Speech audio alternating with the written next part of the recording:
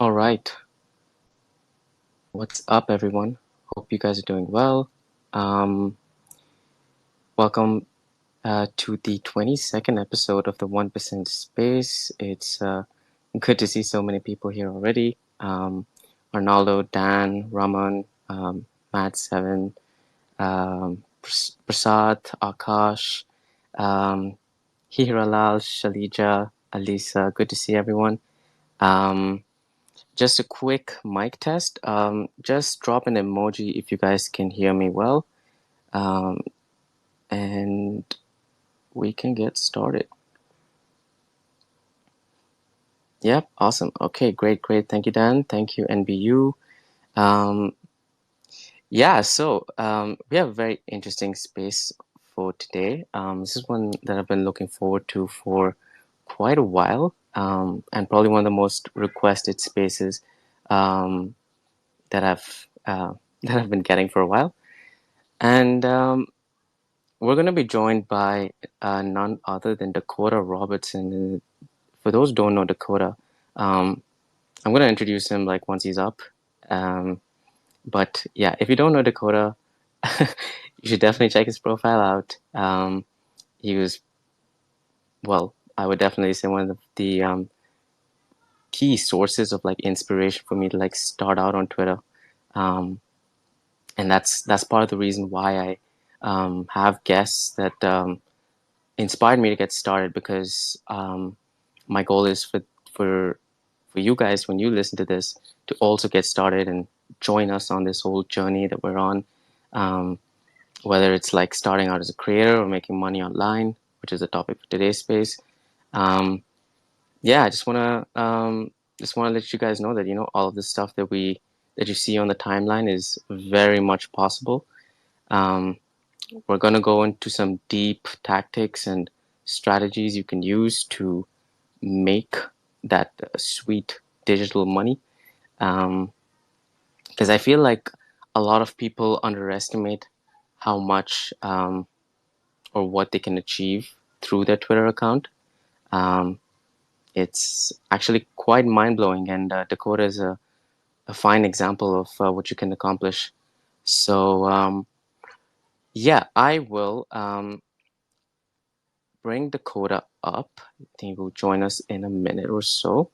Um, in the meantime, as the audience pulls in, once again, just want to welcome everyone. Based, good to see you.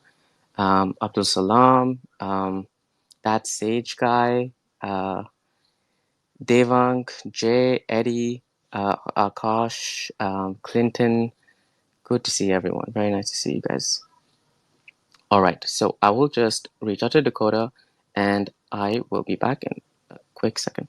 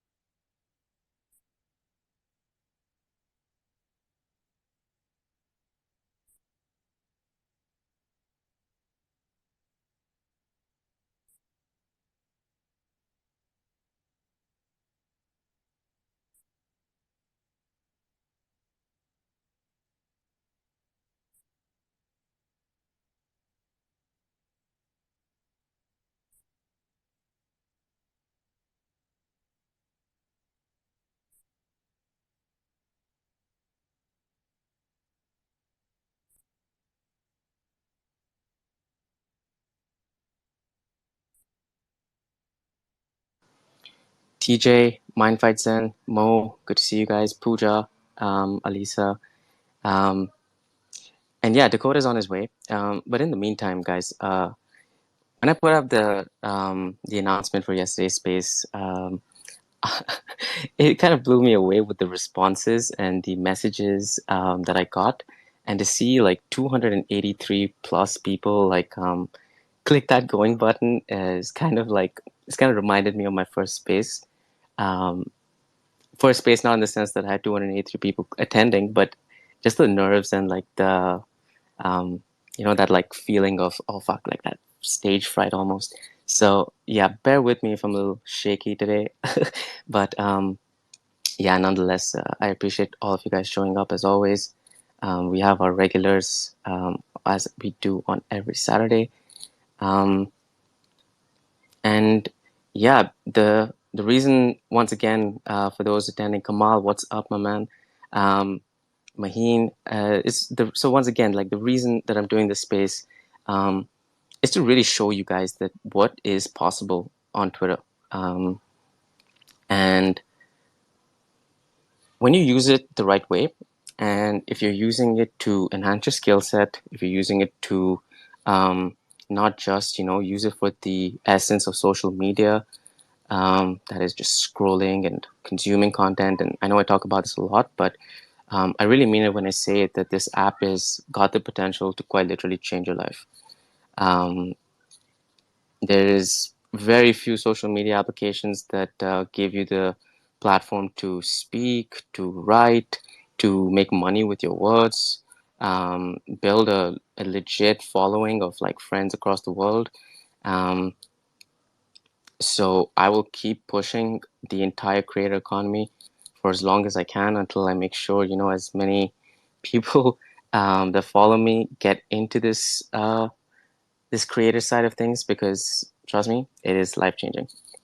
And here's the thing, right? Like, don't let this title of 0 to 10K a month intimidate you, or scare you and make you think that I can't do it, or I might not ever get to that stage. Because when Dakota and I talk about like the journeys that we've been through, and you'll see like the transitions that we've made from the last month, not last month, but rather the last year, I would say. Um, we'll show you exactly like how we got from point A, where we were practically not, making any money on the internet. And I can't speak for myself on this behalf, but I know that Dakota has built an established business through ghostwriting and through many other like avenue streams. Um, and speaking of the devil, here he is. I'm gonna bring up the big man, Dakota Robertson. All right, one second.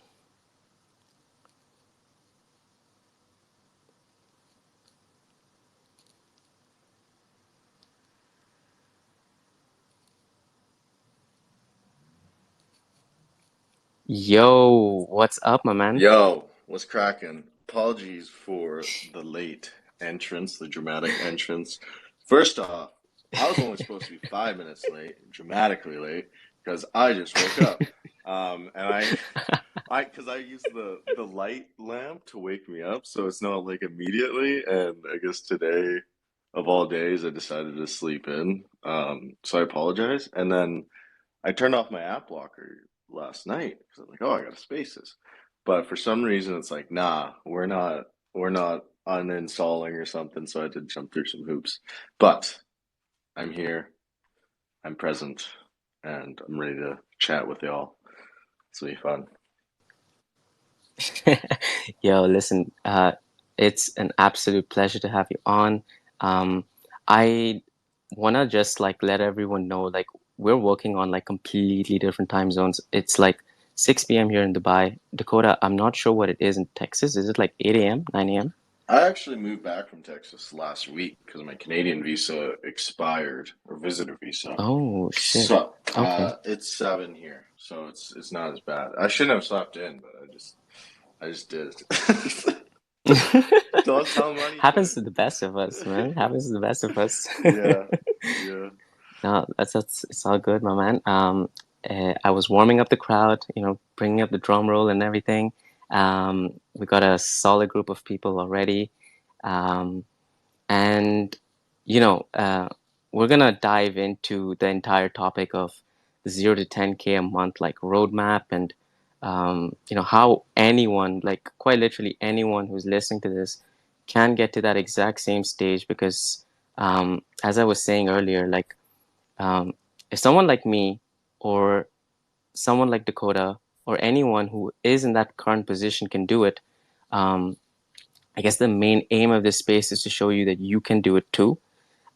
So if you guys have any questions per se, or if later on as we go through the tactics and stuff, if you'd like to request the mic, I will bring you up periodically. So, all right, without further ado, I want to first off introduce my man, Dakota. Been singing your praises for a while, but for those who don't know Dakota Robertson, as I said earlier, Dakota, you were probably the one of the key sources of inspiration for me to like start writing online. I think you know this already. Not to flatter you too much or anything, but um, I kind of learned the art and the essence of thread writing and writing online actually from yourself. So that being said, and I also want to give you huge props because you've guided me through the ropes for the last year. You've helped me make like my first digital dollar online and continuing to do so. And I know I speak on behalf of everyone on this space and whoever else is listening. You keep inspiring a lot more people than you imagine, man. Like um, whatever you're doing is truly next level. So yeah, man, I want to give you a chance to introduce yourself. And yeah, floor is yours, brother. First off, thank you for that. I really appreciate that. It's cool because I mean, almost 2 years ago now, I was just starting out, and then I was looking up to the big people at the time with their accounts. Um, so it's cool just to have it go full cycle. It feels weird because people just tell me this, and like it just doesn't feel real. I don't know if that's the right word, but uh, yeah, it's cool. But yeah, my name's Dakota. I don't know if you could tell, but I started out, I've done a lot of things. So I've been an electrician, I've been a delivery driver, I've been a server, I've been security, a medic, all of it. I never really jived with the premise of working for somebody else. My mother always told me growing up, like, work for yourself, don't work for someone else. She really drilled that into my head, and it's funny because I just was like, yeah, whatever. But it really, I don't know, like around age 18 and all that, I started reading um, self-improvement books. Started with Rich Dad, Poor Dad, and that really opened up my eyes to that kind of world. And I started reading more and more books. So Think and Grow Rich, I know people talk shit about it, but at the time, it was a very transformative book because it changed my mindset on a lot of things. And I must have read like 50 self-improvement books over the next 2 years after 18. And at the time, I was going to, or I didn't go to school, but I took a year of schooling to become a tradesman, electrician, because I didn't know what I wanted to do. So I'm like, okay, let's make money. Let's go work in the oil field, figure out what I want to do while I make money. During that time, I found out about crypto, invested a shit ton in crypto while everyone was buying lifted trucks and all of that. And crypto actually led me to Twitter because that's where the information on crypto is dropped usually. And I stumbled across Dan Go, I believe, and Life Math Money. And Life Math Money had a Twitter course he was promoting. And I decided to buy it one day for 40 bucks. And that kind of led me on the path. But long story short, I started out trying as an anonymous account. I was tweeting platitudes and basic stuff. Eventually switched to personal brand, still tweeting platitudes and basic stuff. And then for 3 months, it took me 3 months to grow to 750 followers.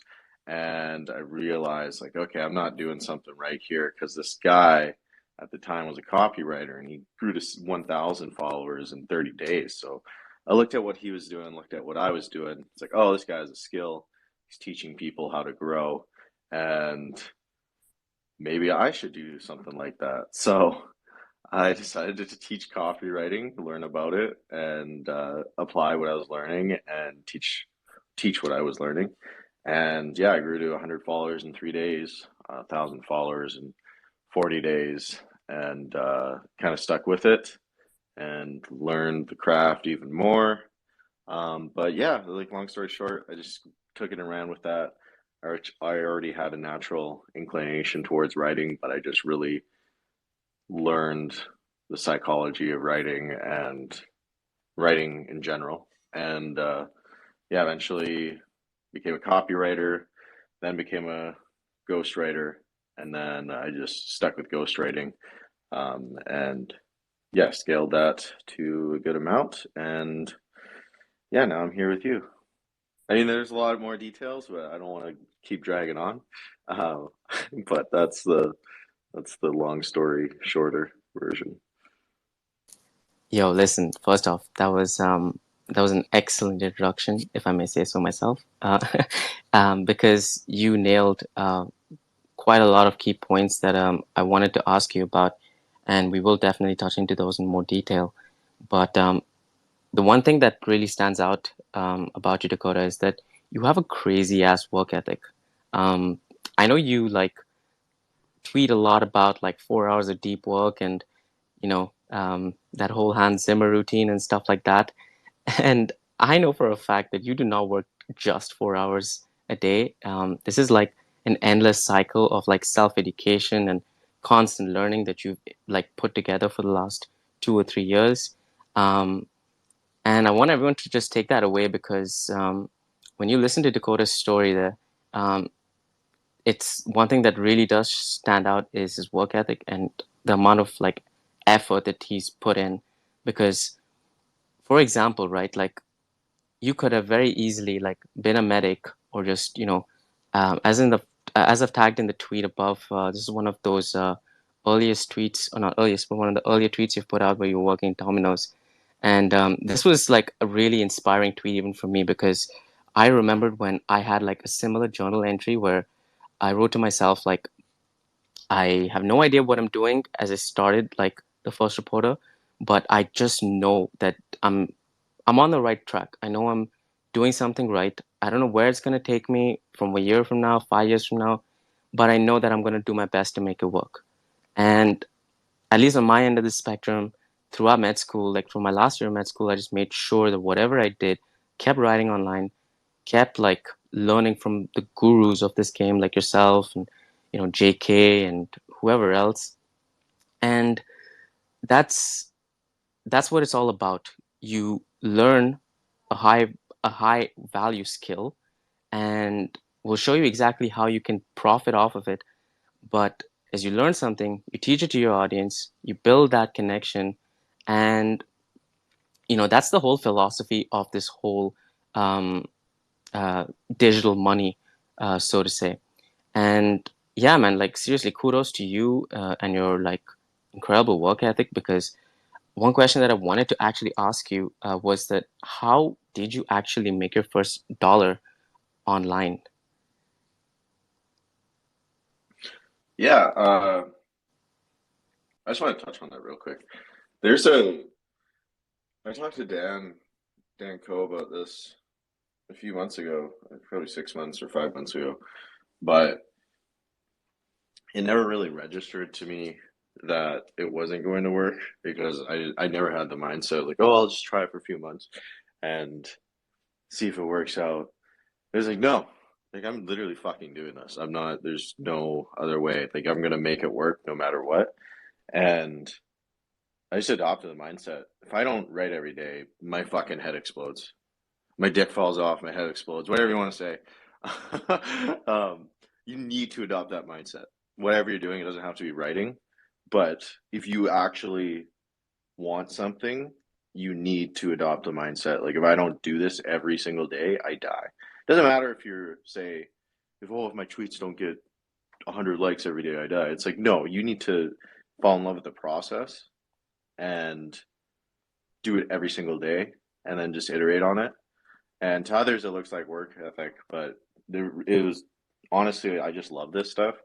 And I think that's the difference between a lot of people. Like they're trying to do stuff they fucking hate and they're trying to love it, but I think the right thing for many people, and many people they're chasing things for the wrong reason. So if you're trying to make Twitter work because you want money, well, you're just gonna get outworked by someone that just loves to write and wants to make money. So in that sense, you gotta pick the right ship to get into, the right boat. Um, that's a huge thing a lot of people ignore. But making my first dollar online, that was affiliate marketing. Not like hardcore. I don't know. I think I plugged Dan Co's Modern Mastery in my thread or something like that. It's funny because I remember I I made $5. I was in the cafe and I checked my emails like, holy shit. Like Gumroad messaged me. I was like, this shit's crazy. Like everybody else says, like it's like the most euphoric feeling just seeing that those $5 and you're just thinking to yourself, yeah, this shit's passive income because it's a monthly subscription. So you think you made it. You're like, I'm gonna pay for my coffee today. I remember messaging Dan Combs like, yo, this is awesome. Like, really appreciate you. And just all hyped up. Um, so that was really cool. But yeah, I think that's where a lot of people start in this space, especially if you're younger, is yeah, affiliate marketing or you drop an affiliate link and someone buys and you're like, holy shit. It's really cool. Like it honestly, I think that was it was one of the most meaningful dollars I made online because it's kind of like your first book, your first self-improvement book. It changes your perception of what's possible, and then it opens up the gateway to so many other things. So it's that confidence boost. Like, okay, this thing's gonna work. Small win. Yes, let's go on to the next thing. So that was my first dollar. I love that. Absolutely love that. And as you mentioned, I think everyone has that similar starting point with affiliate marketing. I am no different. I had the exact same feeling.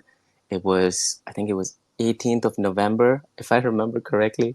And it was also through Modern Mastery, Tanko's thing. And it's very eerie, but like I remember messaging him as well because I was so hyped. I was like, holy shit, $9 like into my bank account for like, you know, doing nothing. It honestly, that first dollar that you make uh, is such a special feeling. As you said, Dakota, it opens up your eyes to what's really possible. Um, However, I do want to like stress this. You can go down two routes when you make that first dollar on the online. First one is, you use it as like this stepping stone to consider, okay, like how else can I expand? Can I create my own products? Can I get into a service? Or can I like maybe provide even more value that ultimately is like building my audience as I make money?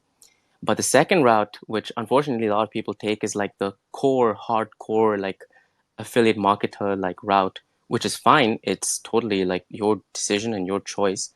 You can promote and plug somebody else's account or someone else's product rather, and you will probably get good results.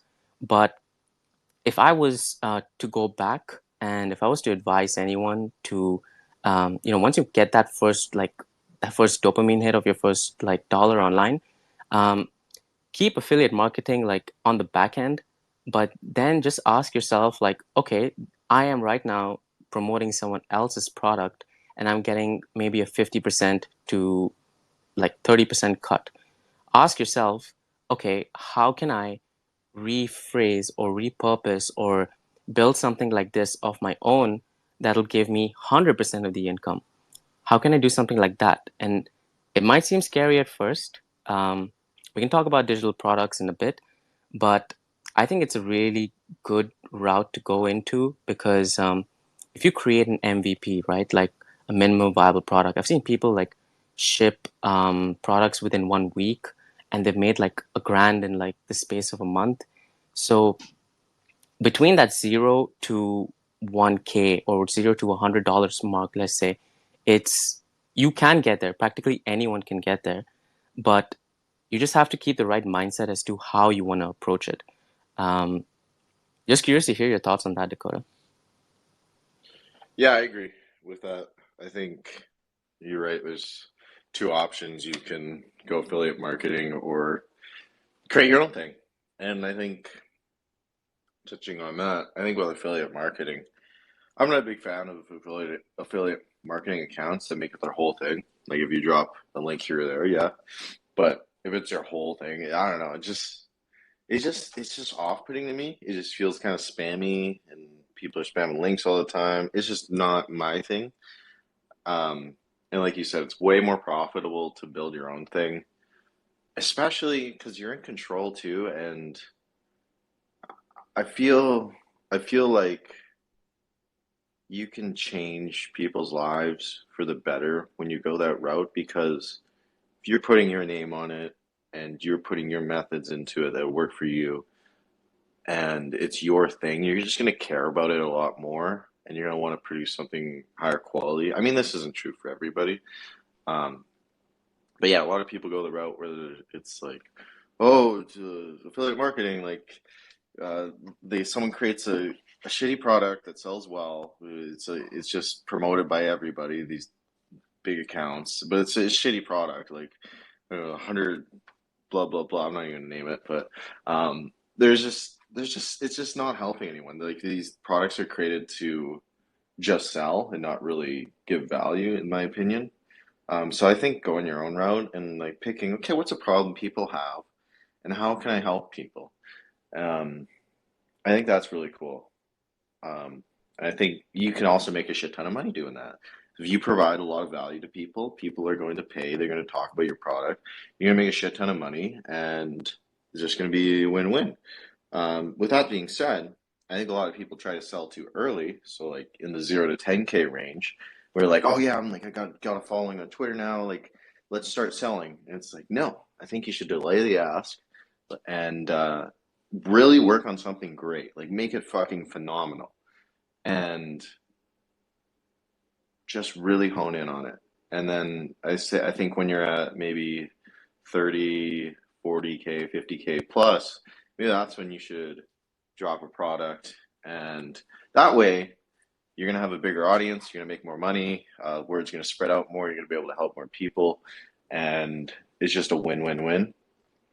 That's something I really need to do because I'm at 100 and whatever thousand and then almost 200,000 on Instagram.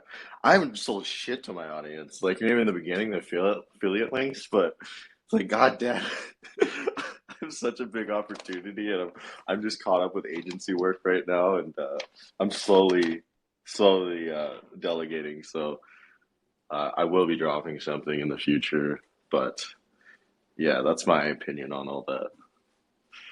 Yeah, no, listen, I love that because I honestly consider there to be two viable routes to making money online. One, as we discussed, is like creating a digital product.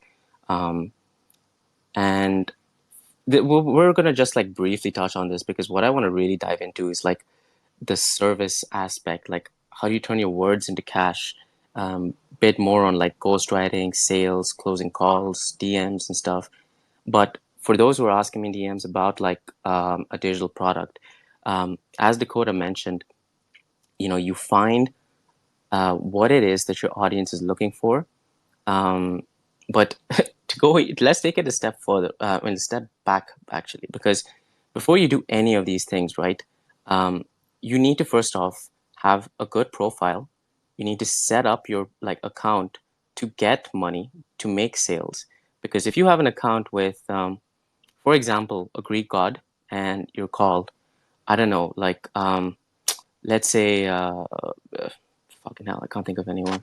Philosophy of fit. That's because that's the account I started out with. Let's Yes, go I that way. love that philosophy of it. Okay, so if that's your name, and you're pushing like a shit ton of affiliate sales or affiliate links and stuff, stop. Like, please stop because you have already downgraded yourself by starting out that way. Even though it's very likely that you can probably build a massive following in a short space of time, but it's really not about the number of followers you have. It's about who's following you. It's about who you're networking with. If you're connecting with people that have that short-term mindset, you will have short-term results. But if you're putting yourself out there in the position where you're thinking big, you're strategizing and you're honing in your skill, and your name is not your name is not philosophy or skill or whatever the fuck, but let's say you're Dakota Robertson. You have your face out there. People can relate to you. You have a good profile picture, a bio, something that talks about who you really are, what you're going to achieve, um, what it is that's like your purpose on Twitter. And it doesn't matter like if you aren't making sales at the start. Like for me at least, it took me about 4 months until I made my first dollar since starting my Twitter account. And that was fine. That was totally fine with me. I knew it would have been a slow burner and a slow process, and you have to be okay with like playing the long term game. So I would love for Dakota, because I think you have a probably one of the most crisp profiles, if I may say so, on Twitter. That floating head, that banner, the bio, everything's on point. So um, when someone is looking to set up their profiles, what do you think they should keep in mind, at least in this sense of strategizing to get clients or sell a product? What are some of the things you would advise them? Yeah, so there's I think four key areas I look at. So one, the most important is your profile picture. So if your profile picture isn't high quality, then there's something called the halo effect where a quality in one area influences how qualities in other areas are perceived. So if you have a really blurry profile picture and it's just really obscure, then it's going to reflect poorly on your brand as a whole and it's not really going to attract people. So what you want to do is what I would do is if you're going the personal brand route, then one, find a friend with a high quality camera or a new iPhone and just get a headshot taken. So Noel, he's got a really good profile picture. George has a really good profile picture. Arnaldo has a really good one. Ken, I really like Ken's. Ken's good. Pops. Yours, Pranav. But yeah, you want to get a high quality profile picture where you have your face in view and it just looks good. Like it's not blurry or shit like that. And it just looks clean, crisp, shows who you are. Don't look miserable. um, and yeah, and that's all you really need. And then also a face because humans are instinctively attracted to faces. So when they see a face, they're going to be more likely to click on your profile picture than a floating hand. So that's something I'd recommend for people. If you go the anon route, then I would also try to do a face, but it's not necessary because still people are attracted to faces. Um, and make sure your picture is high quality. It's not blurry. Same premise, stuff like that.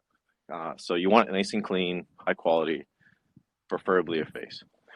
And then for your banner, I think people overcomplicate it. I don't think you need to have a thing that says "follow me" and a big arrow pointing to the follow button, all that. I think it just as long as it represents the vibe of your brand, I think that's enough. I don't think you need your account name in big bold letters. Like they already need to see your account name. So I don't know, just pick something that looks nice to you and matches the vibes of your brand. And then for your bio, this is something I used to complicate way too much. Or just put dopamine dealer and fucking wordsmith or something like stupid shit like that. Just put what you tweet about and then social proof. That's the golden ticket right there. So I tweet about XYZ or sharing insights on X, Y, and Z, social proof. And social proof is, for those that don't know, it's what gives you credibility. It's so if you have a website, for myself, I put growthghost.com and links to my website. So you have a bit more authority if you have a website. Now I have an account on Twitter for my ghostwriting agency, so I just put that because I just have a shit ton of social proof and I hated updating my website 24/7. So I just posted on there. But yeah, you can have social proof in form of website. You can have social proof in the form of a transformation. So if you're a fit account, you could say I lost 212 pounds in 80 days. So that's social proof because you actually done something. It adds credibility to what you're saying. Um, Lots of people put, I made $1 million. I mean, that sounds a bit weird. I don't know, but you can do that. Um, but you want to try to think of social proof, stuff you've done, big accomplishments that adds credibility. Because that's the thing with Twitter. A lot of people are just saying stuff. Like there's people that are telling you how to get wealthy that only have $1,000 in the bank account, shit like that. So it's you want to show why you're valuable, why you know you're talking about, stuff like that, and that's going to separate you from a lot of people. So that's the bio, and then a neglected part is the pinned thread.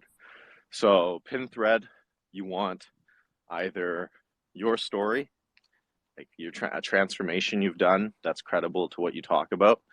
So the fitness example, say you're a fitness coach, have a pinned thread of how you lost weight or how you got fit, and yeah. Or you can do a high value thread. So you can talk about something, you give tips in a thread that's really high value, really valuable, and helps people. And you want to do that because when they visit your profile, when people visit on your profile, you need to nail every aspect because they're making a decision at that moment. Should I follow this guy? Um, so you want everything on point. So you want the profile picture, create that relatability or likability. I want the banner kind of represent the vibes. The bio, because people want to know, okay, what do I get out of following this person? Because so many people are just like me, blah blah blah. It's like, okay, I don't care. Like everyone's selfish on here. They're following you because they get something out of it. It's either entertainment, validation, or education. So you want to always want to think of it in that frame. How can I deliver value to this person? And then the pin thread, because that's I don't know, it's like a taste of your content or who you are, and you're gonna convert a lot better when you have those elements. Also, something amazing I found the other day. I gotta go in my DMs and find it. This is so cool. It's called birdie.so. I just found this recently. I don't know if I can pin it. Birdie.so. But it's an app where you can A/B test things on your profile. So it's you can test whether bio A works or bio B works better for conversions because it changes your bio at certain times. So I would highly recommend. I'm using it for my bio right now. So I got two bios going on at different times, and I'm seeing which converts better. Super cool tool. I recommend for all of you to check out. I think it's like $10 a month or something. So highly recommend birdie.so. But yeah, that's those are profiles in essence. Absolutely nailed it. Absolutely nailed it, bro. Because you mentioned practically everything that someone has to check out when they start out, right? Like first off, the profile picture, it has to be um, it has to be like you. It needs to represent what you're about, your confidence, your authority. Everything should be nailed in that profile picture. You're probably not going to get it right the first time, but just keep iterating, keep seeing what works best, and it's totally fine to switch it from time to time. Um, Although it is obviously better to have one that you can stick with, that people can also relate to at the same time. Um, and one thing that you mentioned actually, Dakota, that's really high yield, I feel, is a link. Like that, not only does it add social proof, but it shows people like your what you've been working on or what you've been doing all this time. So, for example, I don't have like a Calendly link or a sales call or anything like that. I just have a link to my website, which has practically every thread that I've written, and that in itself um, gets people to understand. Okay, this is the first reporter. This is who he's about, and this is what he writes about. So by doing that, you're showing people. what you're good at, and what they can learn from you. Because I think, as you mentioned, Dakota, as well, is that you have to create a good first impression, right? Like just in real life, if you go to a bar, um, and if you look like a mess or you come in your joggers and stuff, no one's gonna approach you or no one's gonna wanna like talk to you and stuff like that. And it's the same way with your profile. You have to keep it clean, minimalistic, especially if your aim is to get to that 10K a month mark. Um, Keep it as professional as possible. Um, those tips there are pretty solid, my man. Really appreciate you sharing that. And birdie.so, yeah, I gotta check that out. Haven't heard of it before, actually. Yeah, I also want to touch on like this. It's not necessary to do it. Okay, Cardinal Mason, he's a great fucking example. Like his profile picture, like it's not really like a headshot. It's not super high quality, but his account rocks. Like that's one of my favorite accounts. It's because his content's so good. It's just so personal. So I think if you have a really strong content, you can overcome a lot of stuff. You don't really need all this, but I think it helps a lot.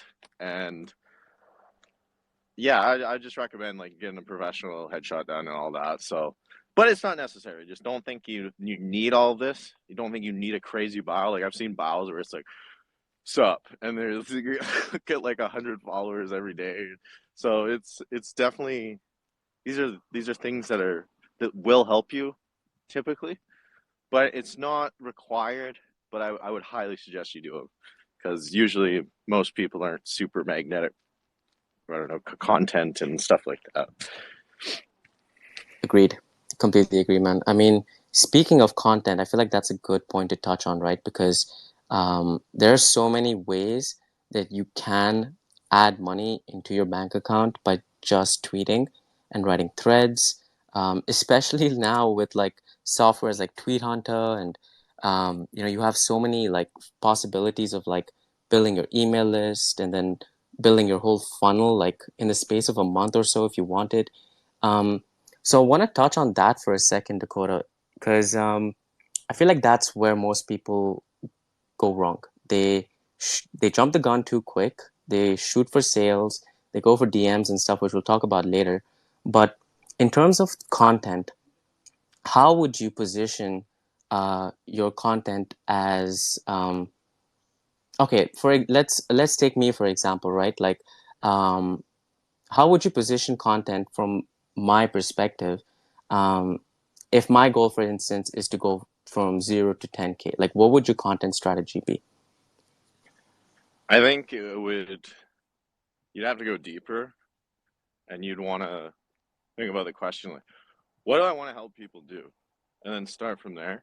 Because again, I think people are all like focused on themselves and how do I get to 10K followers? How do I get to 10K a month? All of that. And then, there's nothing wrong with that. But you want to think about the person you're trying to help. And that's the question, okay, what do I want to help people do? What problems do I want to solve? Um, so start from there. So in your instance, what do you want to help people grow on Twitter? Or do you want to help them write better? What's your goal? Oh, okay. Self-analysis time. Well, for me, it's a mix, right? Like, I am extremely passionate about like the creator economy. Um, I love getting people from point A to point B that make that switch from consumer to creator. Um, I love learning about like the art of writing and teaching people essentially everything that I learn, and also self-development. So things on like focus and productivity. Um, and I keep it in those three areas like self development, writing online, and the creator economy, because that essentially is like my three content pillars. And it gives me this like level of freedom where I can talk about the things I'm passionate about. It's not like solely focused on like making the dollars, but that's what my content strategy is, I'd say. Gotcha. Okay, so you want to help people become creators. You want to help them be productive and potentially write better. So what I would do, I would think of, okay, what are the big problems people have in those areas? So with productivity, people struggle with focus. That's a big problem. People struggle with sleep. People struggle with procrastination. Those are some potential problems. Okay, we got three potential problems. Now, let's think of solutions around those problems with focus. Supplements that could help. With focus, what else can help? How to get into deep work. Um, what else? Um, you get the idea. And then sleep. Okay, how can I help people with sleep? Because that's going to make them more productive. Morning routine, bedtime routine, supplements, being consistent with bedtime, walking in the daytime and getting sunlight in your eyes like I'm doing right now, so you can set your circadian rhythm and fall asleep easier at night. Okay, those are all topics you can talk about in tweets or threads. What was the last one? Writing. What do people struggle with writing? They don't know what to say. Okay, how can you produce content around that? Um, Idea generation. How to generate ideas. Um, Proper writing methods. So, how should you formulate the structures of your writing for what you're trying to do? Stuff like that. Okay, let's create content around that. So you see how many endless problems there are and how many endless solutions you can come up with that. So it's just finding your content pillars. I would stick to 3 to 5. Um, well, first, sorry, start out with your objective. What do you want to do? Like, how do you want to help people? And then think of 3 to 5 different ways you want to help people. And then with those 3 to 5 things, think of all the problems people have, list them out. Now come up with solutions with all of them. Like Google it, YouTube it, whatever, read, educate yourself on those topics, and start teaching what you are learning. And boom, you can create content. If the content's good, like you don't have to worry about, oh, I need to do all these crazy things, like line breaks at this certain thing, and it needs to be XYZ sentences and stuff like that. So like if the content's good, um, typically you can grow. I mean, you'll grow faster, way faster if you learn how to write copy. So that's with writing hooks, applying psychology to your writing, um, structuring it well, all of that, and touching on pain points, et cetera, et cetera. But then when you're beginning, like the main thing you want to do is think of solving problems and getting into the habit of writing. Like you need to fall in love with writing because at the end of the day, that's what Twitter is.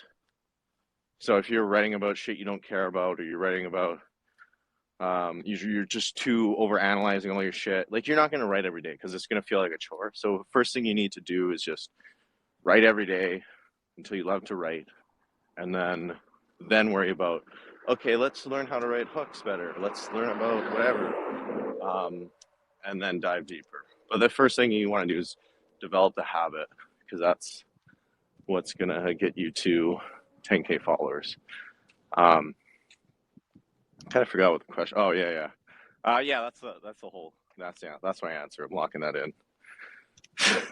No, that dude, that's awesome. That's straight up awesome because I remember I caught this I believe it was one of J.K. Molina's emails or something, but it was about the four forces, and you probably know this better than I do. And it's practically exactly what you just mentioned, right? Like, what are your audience's wants, their dreams, their fears? How can you target your content based around those forces? And you want to essentially target how you can get a person from point A to point B. So you mentioned some great content types, some of which I've actually written, but some of which um, I shall put together very soon. So if you, for example, right, like if your niche is in focus or productivity, then get people to understand, okay, this is how you build focus, or this is how you, for example, become a better writer. And as you keep doing that, another key thing that you mentioned, Dakota, is getting into the habit of writing. Because it's very easy to like quit after the first month or second month, third month. You're not getting those likes and those followers and the results that you first wanted. Um, I want to just iterate one thing.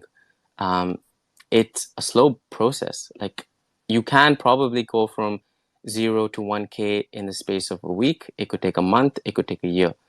But if you're here for the long term game, if you're here to focus on building your writing skills rather than focusing on the numbers that you're receiving, the money or the follower count, the likes and stuff, if you can have that patience for the first few months, I can guarantee you will skyrocket and you will reach that point that you do want to get to with time.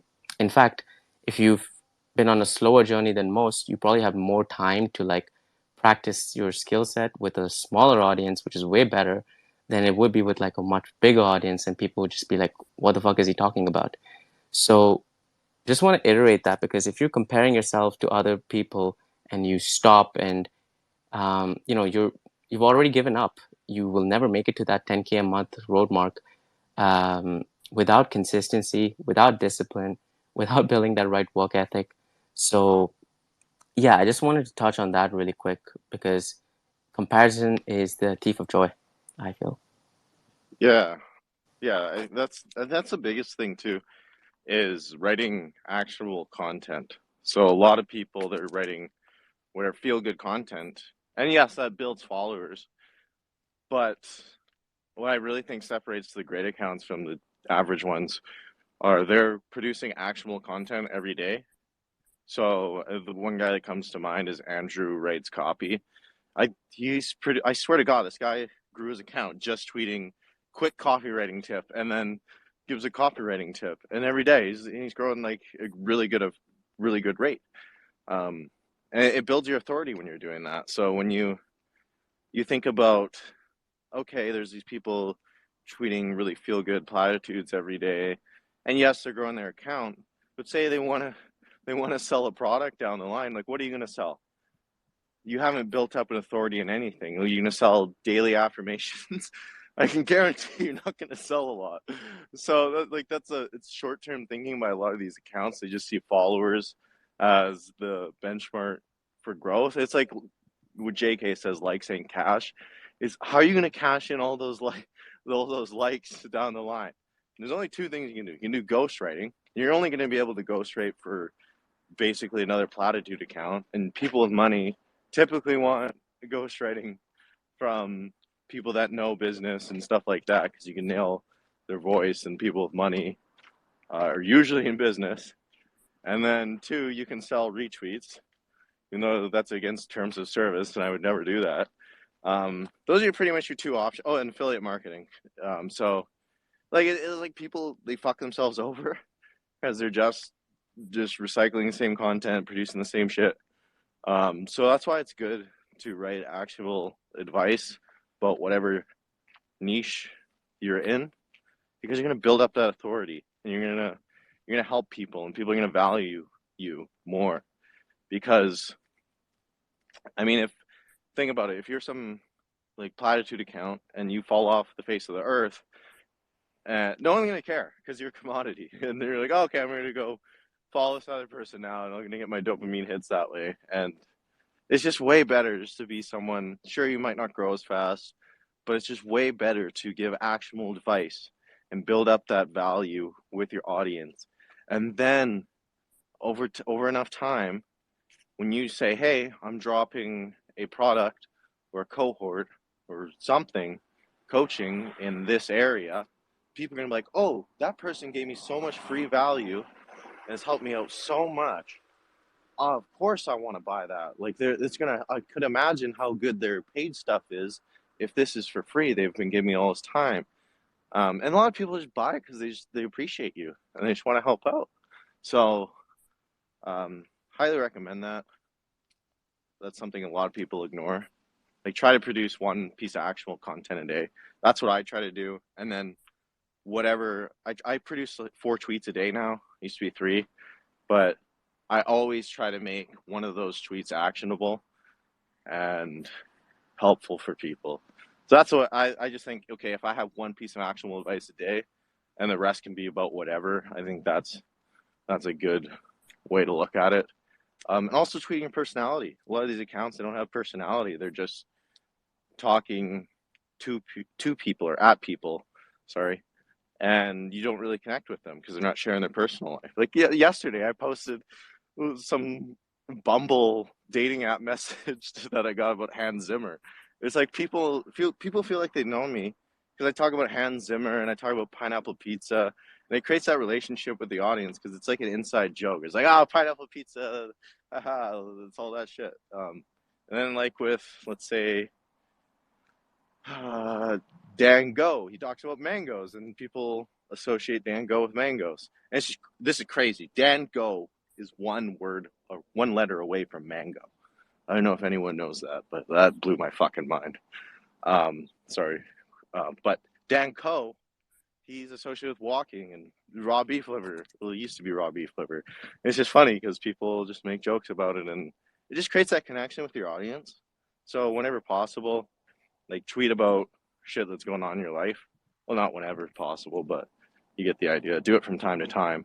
Like I broke an egg on a stove one time, and I thought it was funny. It's like, oh, I fucked up, and I just took a picture, and it got like 100 and something likes. So it's just funny shit like that that people it just connects with your audience, or you just shit post sometimes. You talk about sunning your balls. I don't know. Um, but it's like there's three pillars. There's the authority content, so that's actual advice. There's the personality, that's tweeting about your life, stuff like that. And then there's the growth content, that's the basic. You can do it, achieve whatever, believe. So you want to rotate between those. Shout out to Dan Co for introducing me to that premise. But yeah, that's the way you want to look at it. Absolutely fire. Absolutely fire, bro. Because I just put up a tweet, rather a thread of mine that I had a few weeks back. And if you want to understand a bit more about like those growth, authenticity, and personality tweets and stuff like that, um, just check out the thread. I think it'll add a lot of value and give you some ideas on how you can get started. Um, because from my perspective, at least, I did follow the one tweet a day like format for quite a while. But then I remember, Dakota, we were chatting and you suggested three tweets a day. And several reasons for that. But one is you realize what type of content works and what doesn't. You get more feedback from your audience and you understand that, okay, this is what they like more of. So I'm going to double down on that. This is what they like less of. So I'll put it away. But if you're putting out one tweet a day, you don't have that feedback. You don't have that um, that connection. I feel, even though it is possible, I've seen a lot of people grow with like just one tweet a day. But find one set of like a set of content strategy that you're comfortable with, and definitely add in threads, right? Like I feel like threads is the best way to grow, to prove your like expertise. You can like show exactly how you got from point A to point B, story threads, um, proof of work, whatever it might be. Definitely try to add in one thread a week into your content strategy. And you might be wondering, like, how does this link to 10K a month? Like, trust me, if you're not writing threads, you're leaving out probably the biggest chunk of Twitter off the table. Um, I get people asking me all the time, like, I'm not growing enough, or I'm only getting like, a few followers a day and stuff like that. And when I asked them how many threads are you putting out, they said, oh, just like I've only put out two in like 2 years. And I'm like, wait a minute, you can't do that. You just can't do that because, for example, if you think of Instagram has Reels, and that's what they push. Twitter has, well, Spaces now, and that's what they're pushing. But the essence and the way you can really uh, develop your authority is by writing a shit ton of threads. And the more threads you write, the better you get, the more chances you have of getting people um, as your clients, and you can prove your competence. That's what it's all about. You want to show people why they should work with you instead of anyone else in your niche, because there's probably 200 people who talk about like self-improvement or the creator economy. But for example, for me, my job is to separate myself from everyone else. And the only way I can do that is by becoming a good writer and teaching people what I know. So if you can follow those two rules, I feel like it's a great way to get started. And then I feel like the ball starts to roll. People will start to approach you, they'll start to DM you. And, once you have that like content, like a library, I feel like it's so important. Having like a website where all your threads or all your best pieces of content are laid out. Once people can see that, then they're more likely to approach you and they know who you are and stuff. So, um, that's, I feel like, a good place to touch or like to close base on with terms of the content. Um, and then we can now go to the point of DMs, because DMs is obviously, I feel like, the most powerful button on Twitter. Everyone says this, and I used to I used to think it was crazy because I used to be terrified of DMing people, right? Like when you see people with like a bigger audience or a shit ton more followers than you, it can be intimidating. It can be terrifying. We have a lot of people in the audience right now who I remember I was like shitting bricks when I first DM'd them. Dakota, you're one of them. George, all of all of those nerves that I had were genuinely like they terrified me. But had it not been for approaching people in the DMs and building connections, regardless of the follower count, none of the opportunities that have been presented to me today would have been possible. So um, we'll touch on like offer and traffic and stuff as well. But I would love to know, Dakota, like, firstly, what do you think about the importance of DMs? And two, how do you think people should generally approach them once they have a solid like content strategy and a content pillar set out? Yeah, so it's funny. I saw a tweet from my good friend Jimmy Farley on here the other day, where he's just saying everyone's overcomplicating threads and they're acting like robots or something. Like, just be a fucking person, man. Like, don't overcomplicate it. Like, if you're looking to make connections, so that's the biggest thing with Twitter is your connections, and a lot of people ignore it, I think. Um, because man, that's the best part. Like when you hop on a Zoom call with somebody you vibe with, and you just get along really well. Like your connections are what you kind of fall back on, or that's your whole value on Twitter is like who you're connected to, and all of that. That's how you're gonna land clients. That's how you're gonna make lifelong friends. Like I moved fucking countries because I became friends with Dan Coe and lived with them. Like that's crazy, but it's a really cool. It's really amazing the people you meet on here, really high quality people. Um, but yeah, a lot of people they overcomplicate DMs. I think think they need the perfect thing. Like some of my stuff was like, hey, like I think Joey was my Joey Justice. Oh, he left. But he was one of the first people he was, I think, the first person I reached out to in DMs. Because it was a long story, but I talked to him and I was like, "Hey, man, I really, really love your stuff. I'm into psychology too, and I think that's awesome what you're doing." Anyways, just wanted to say, love the content, all that, and yeah, he responded. And at the time, he was just a way bigger account than me. I think I had 100 followers, but yeah, like he took the time to respond. It meant a lot to me. And it wasn't a long conversation because I knew he was busy because he's a big account, obviously, and and yeah, I think just being a human. I don't think you should start the conversation with just hey or just hi because I mean I don't respond to those because I don't know like what I don't want to have. I'm so fucking busy nowadays with everything. I'm just like getting so much DMs.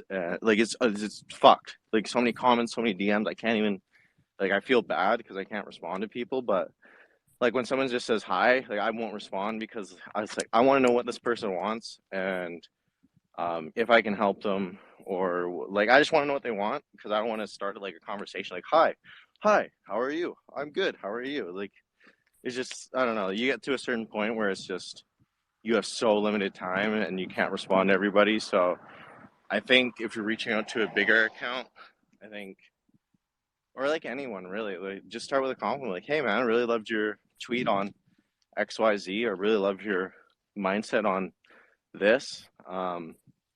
Quick question, then go on, or just say, you just leave it at that, like, hey man, really love that. Appreciate you. And then usually you'll get a response.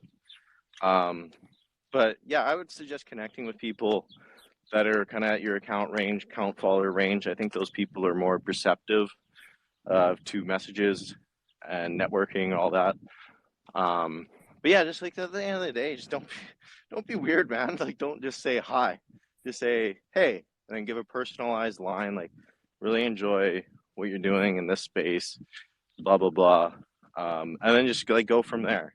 You don't have to have like some master plan or anything. Just be a human. Um, and then ideally, if you vibe really well, connect on Zoom. Like, just hey man, you want to hop on a Zoom sometime? I know for the first dozen or so for me, I kind of got kind of nervous, like, oh, like meeting strangers on Zoom, like, ooh, not like it's like weirded out, but I don't know, it's like, oh, what are they gonna think of me, stuff like that, because you want to make a good first impression, but you get over that quick, and that's where like the real connections are made. I remember hopping on a Zoom with George. That was really cool for the first time. Just really connected with him. Ken, that was really cool. Really connected with him. You, Pranav, like Talon. Like it's just, it's really, I don't know, it's cool when you take it off Twitter and on Zoom and you really connect with people a lot better. And then now you have a friend for life, you know? And you can help each other out. You help each other grow. You bounce ideas off each other or ask for help in some areas. And it's just, yeah, it's really solid. Um, so yeah, for DMs, if you're just trying to make friends and grow your network, don't be weird. Don't just say hi. Try to start out with a personalized first line where you give them a compliment and something like a genuine compliment. Um, and yeah, I mean, I wouldn't try to overcomplicate it. Maybe like you can even YouTube, I guess, like how to send DMs to make friends or something. If you want a whole full extent plan or strategy. Um, but at the end of the day, I think if you have some social awareness, I think you should be fine. Landing clients is a different story. Um, I haven't landed too many clients off of sending out DMs, so I don't want to give crazy advice with that. All my stuff's been inbound from my website. Um, but if I was to send a message to a client, I wouldn't be like, hey, here's my service. Here's why I'm awesome. You're going to love it. Sign up now. Like, I fucking hate those people because they don't take the time to figure out even if this is a service for you or what your problems are or how they can help. Like people that when you pitch them your service right away, the it's just like, hey, give me money. It's like fuck you. You don't like you're not even trying to help me. You're just trying to help yourself. And it's again comes to that idea. Yeah, how can I bring the most value to people? How can like if you're trying to grow your account or if you're trying to make money, it's not about you. It's how do I deliver value to people, and that's what gets people to give you money. Gets them to give you money. That's the right word. Um, but yeah, so if you're sending DMs to potential clients, I would I don't know just start out as like a normal conversation, like hey man, like I see you're trying to grow your account there. Like, how's that going? And then they're like, oh man, like I'm trying to tweet every day and like I'm just trying all this and blah blah blah and it's not working, man. I've been trying for the past 2 months. And then you'd be like, oh, like have you thought of trying XYZ? Like have you thought of trying writing threads? Have you tried this, all that? And then just kind of try to help the person. I think that's the biggest thing, like going in with the mindset, like I want to help this person. And naturally people will sense that and they'll trust you more. And then if you have a solution to that problem, which is your service, they'll probably inquire of themselves, like, hey, like you do ghostwriting, like I would like, tell me more about that. I'm curious. Um, but yeah, I mean, sorry, I'm not an expert with DMs, but that's my 2 cents ramblings. Yo, no, no, no, that was awesome. I mean, listen, you nailed it because the key takeaway I feel like from that is stop networking and start making friends. Um, because when you start making friends and you go in the position of actually helping people and not chasing that quick dollar. Um, Believe me, like good things will happen for you. You will find like a bunch of new opportunities that you didn't even think was possible. Um, I'll give you an example, right? Like when I reached out to Dakota as like a fanboy, essentially, like back a year ago, um, I just, I think I caught you on Ken's space, and I just said like, what you said was really awesome, really resonated with me, X, Y, Z. Um, and Dakota very kindly reached out. And from there, we just started talking, and we just, we're just discussing things on writing and like med school and all that stuff.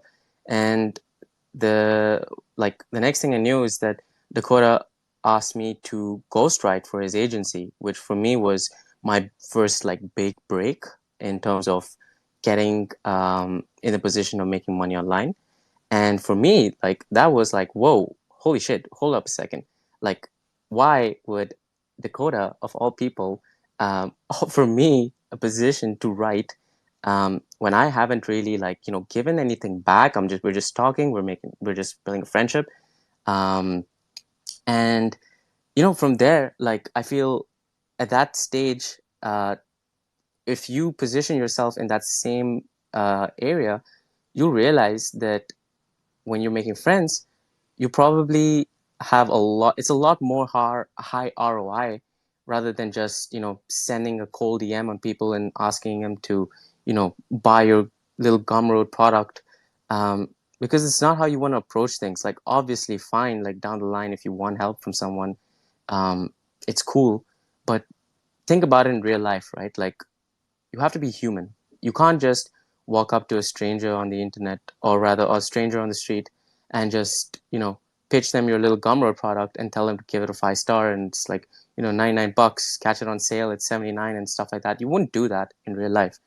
So why do you think someone who you've never met in your life, as a complete stranger, why do you think they would accept your offer, accept that deal that you just like very impolitely laid out on them?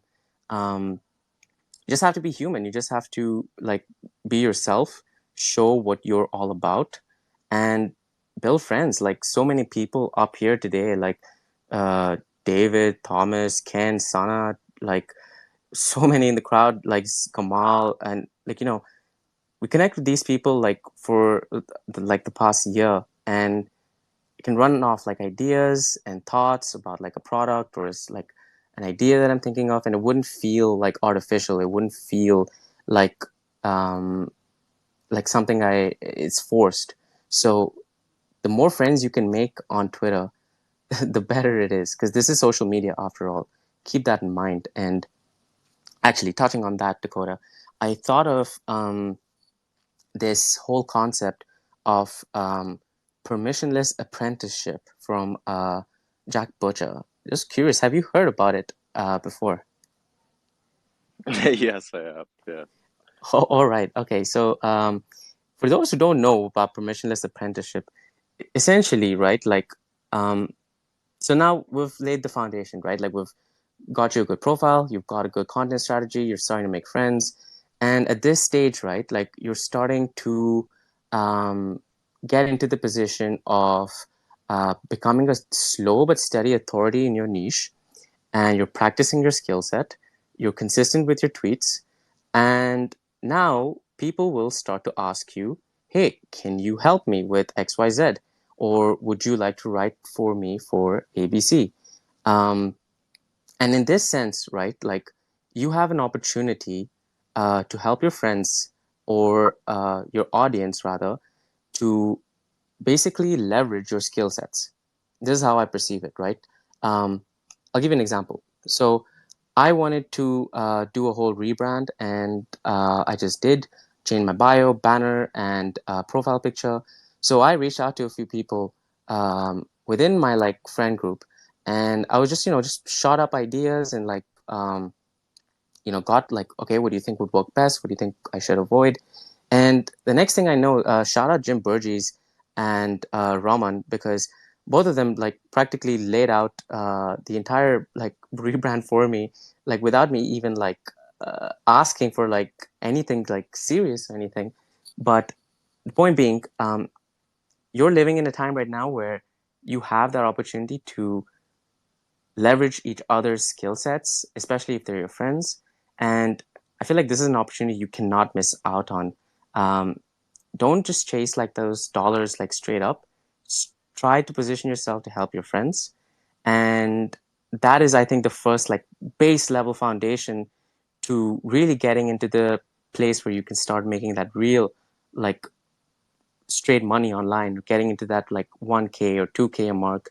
Um, that's how I at least perceive it, and that's how I um, got started. But I'm curious, what do you think about that, Dakota?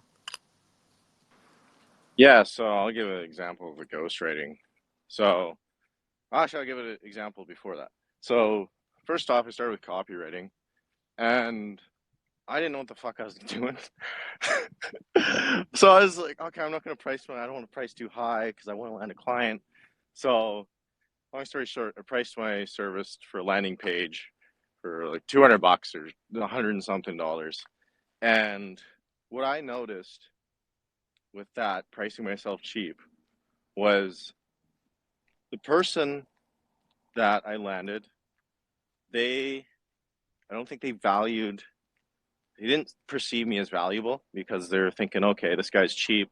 He probably doesn't have much experience, stuff like that. They weren't off. They're definitely true. But because of that, she was very, like, had a lot of input. Like, I think it should be this way, blah, blah, blah. Didn't value, like, my input as much, I think. And it was just a pain in the ass. So by charging really cheap, I know a lot of people say work for free, work for cheap.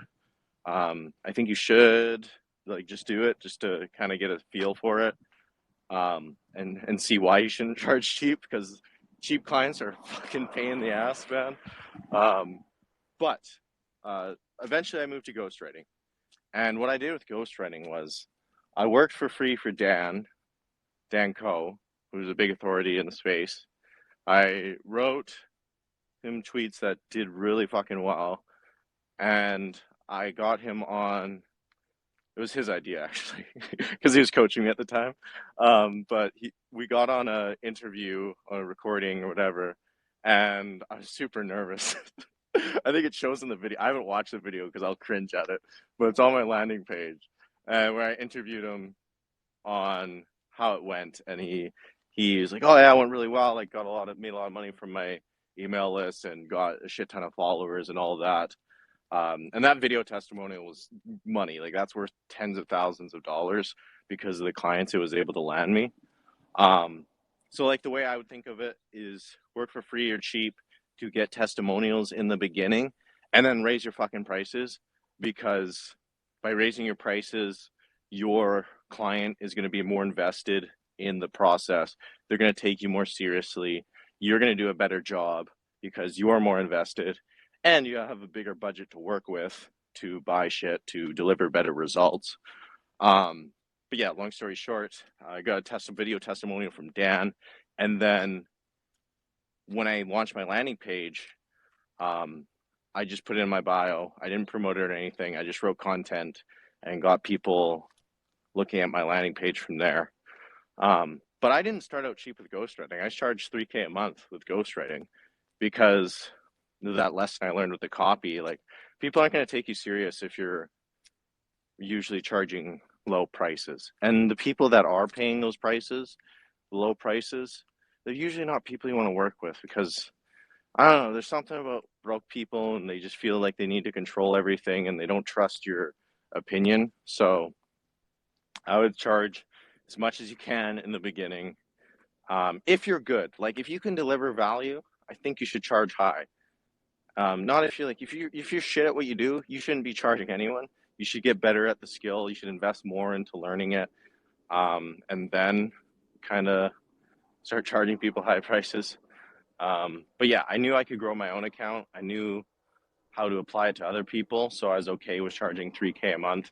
But yeah, I landed the first client in like November, like a few days after launching the landing page. And then I had another application. I told him 5K a month. He said yes. And then I did another one for, I think, 3K a month. So I was at 11K in 28 days because I learned this skill. I leveraged social proof, and I don't have amazing sales skills. Like I was honestly shit. I took sales calls at cafes because I didn't give a fuck. And yes, I mean it's just leveraging social proof and having a skill, and then learning how to write on Twitter or like distribute your message on Twitter. Um, and that comes into play because I think I was a writing account and I was giving actual advice, so I was building that authority. Like, oh, this person knows how to write, and he's obviously knows how to grow his own account.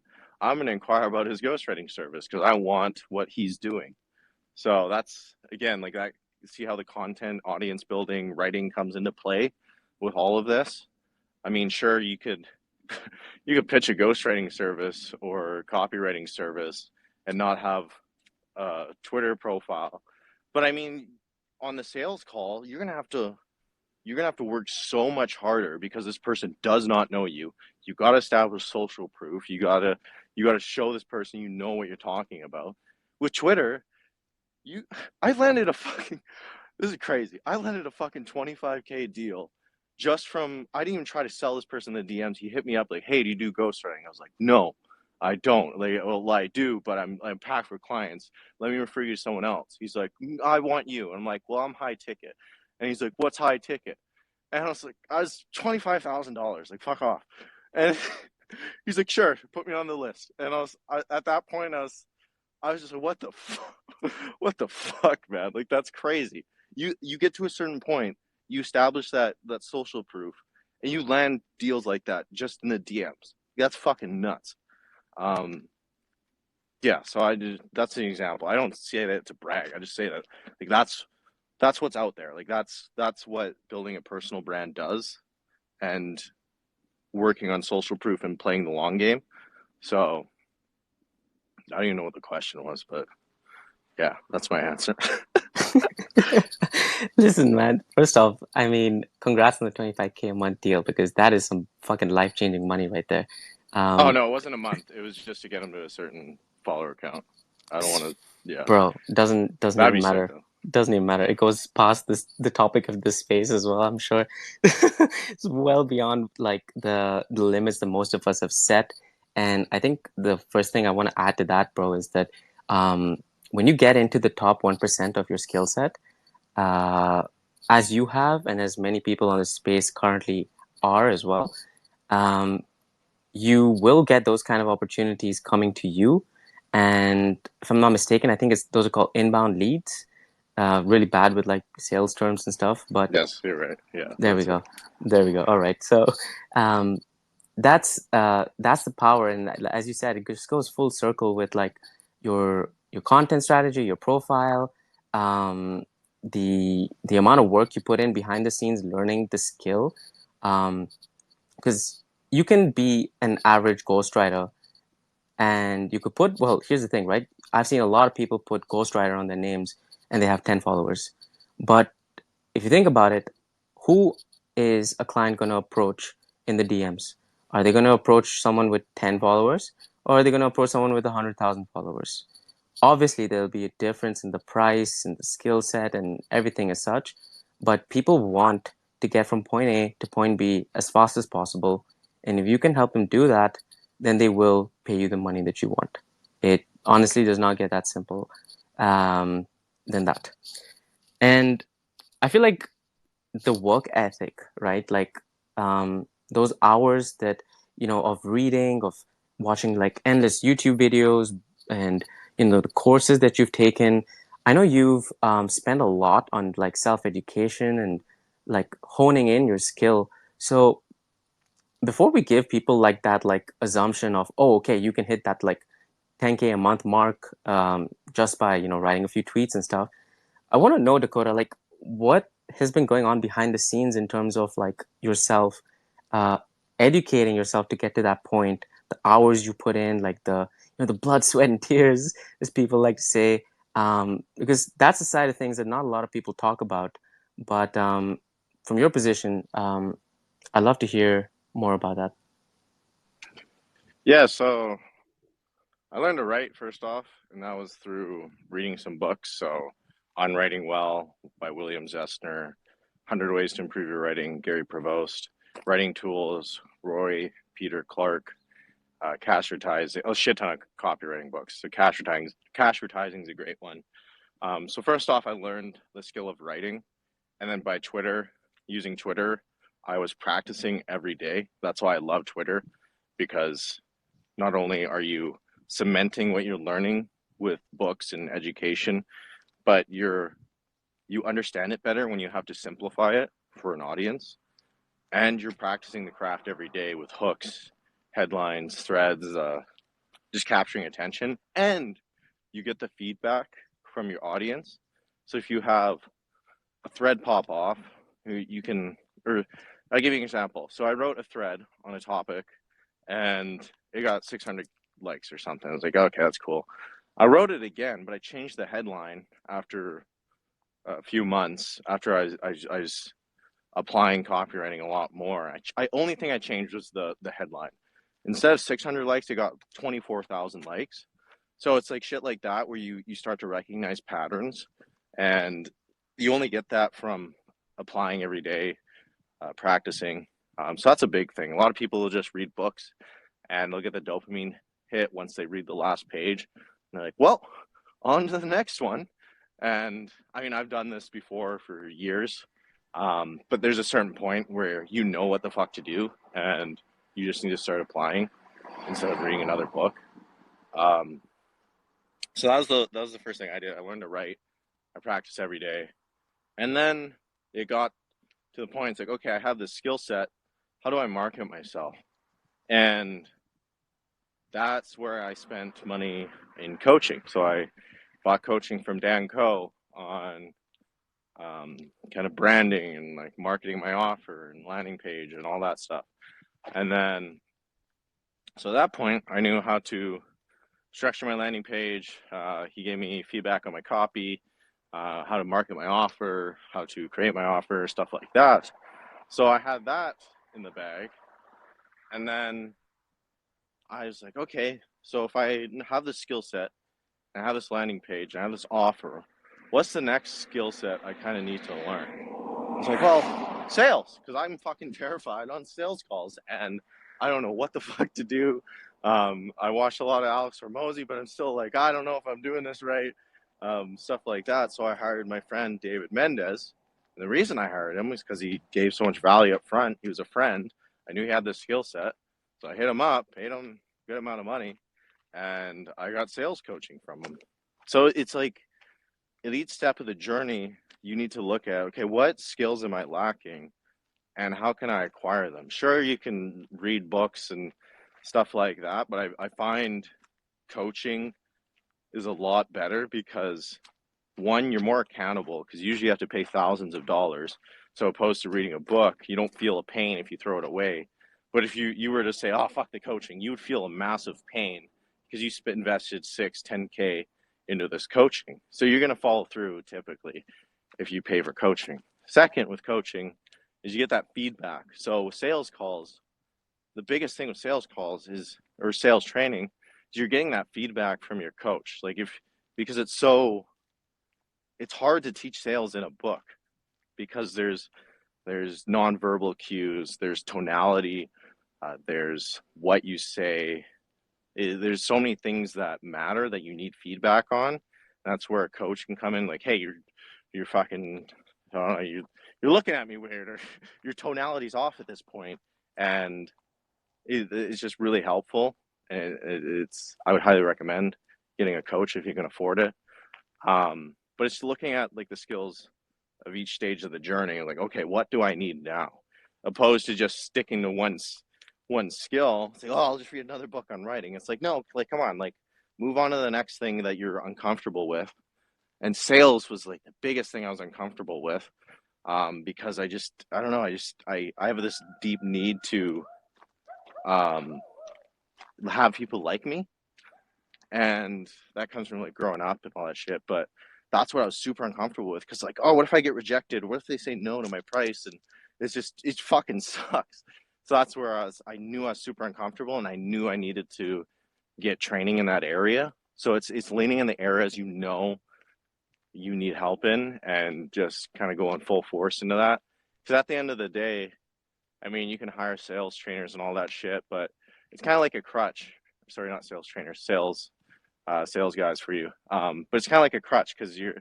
I think everyone should learn like all different parts of business, um, and that way, I don't know. It just teaches you really valuable skills that you're gonna have for life. And sure, you don't have to be an expert in each area, but it's good to have a fundamental understanding. Because even if, say, if down the line you have a big company and you have, um, for example, copywriters under you, and they're like fucking up in some area, if you understand copywriting, like, hey man, you're fucking up in this area, and this is how you fix it. It's gonna benefit you long term. Um, Again, I forget the question, but that's my answer. Yo, no, no, no. Listen. Again, I feel like you nailed the entire topic there because the one thing actually that stands out from all your experiences that you're always willing to learn. That eagerness to like, okay, I have no issues spending X amount of dollars because I know I'm gonna get that and much, much more back in return. And you have that like abundance mindset, which a lot of people lack. Um, that is, I feel like, what separates the top 1% from the rest. They're willing to spend in the time, put in the hours, and they're willing to get better at what they do. If you want great results, you have to be willing to put in great effort. It's just it's just that way. It just has to be that way. Um, and I want to touch a little bit um, before we get into like crafting that perfect offer and the Alex Ramosi style $100 million stuff like that.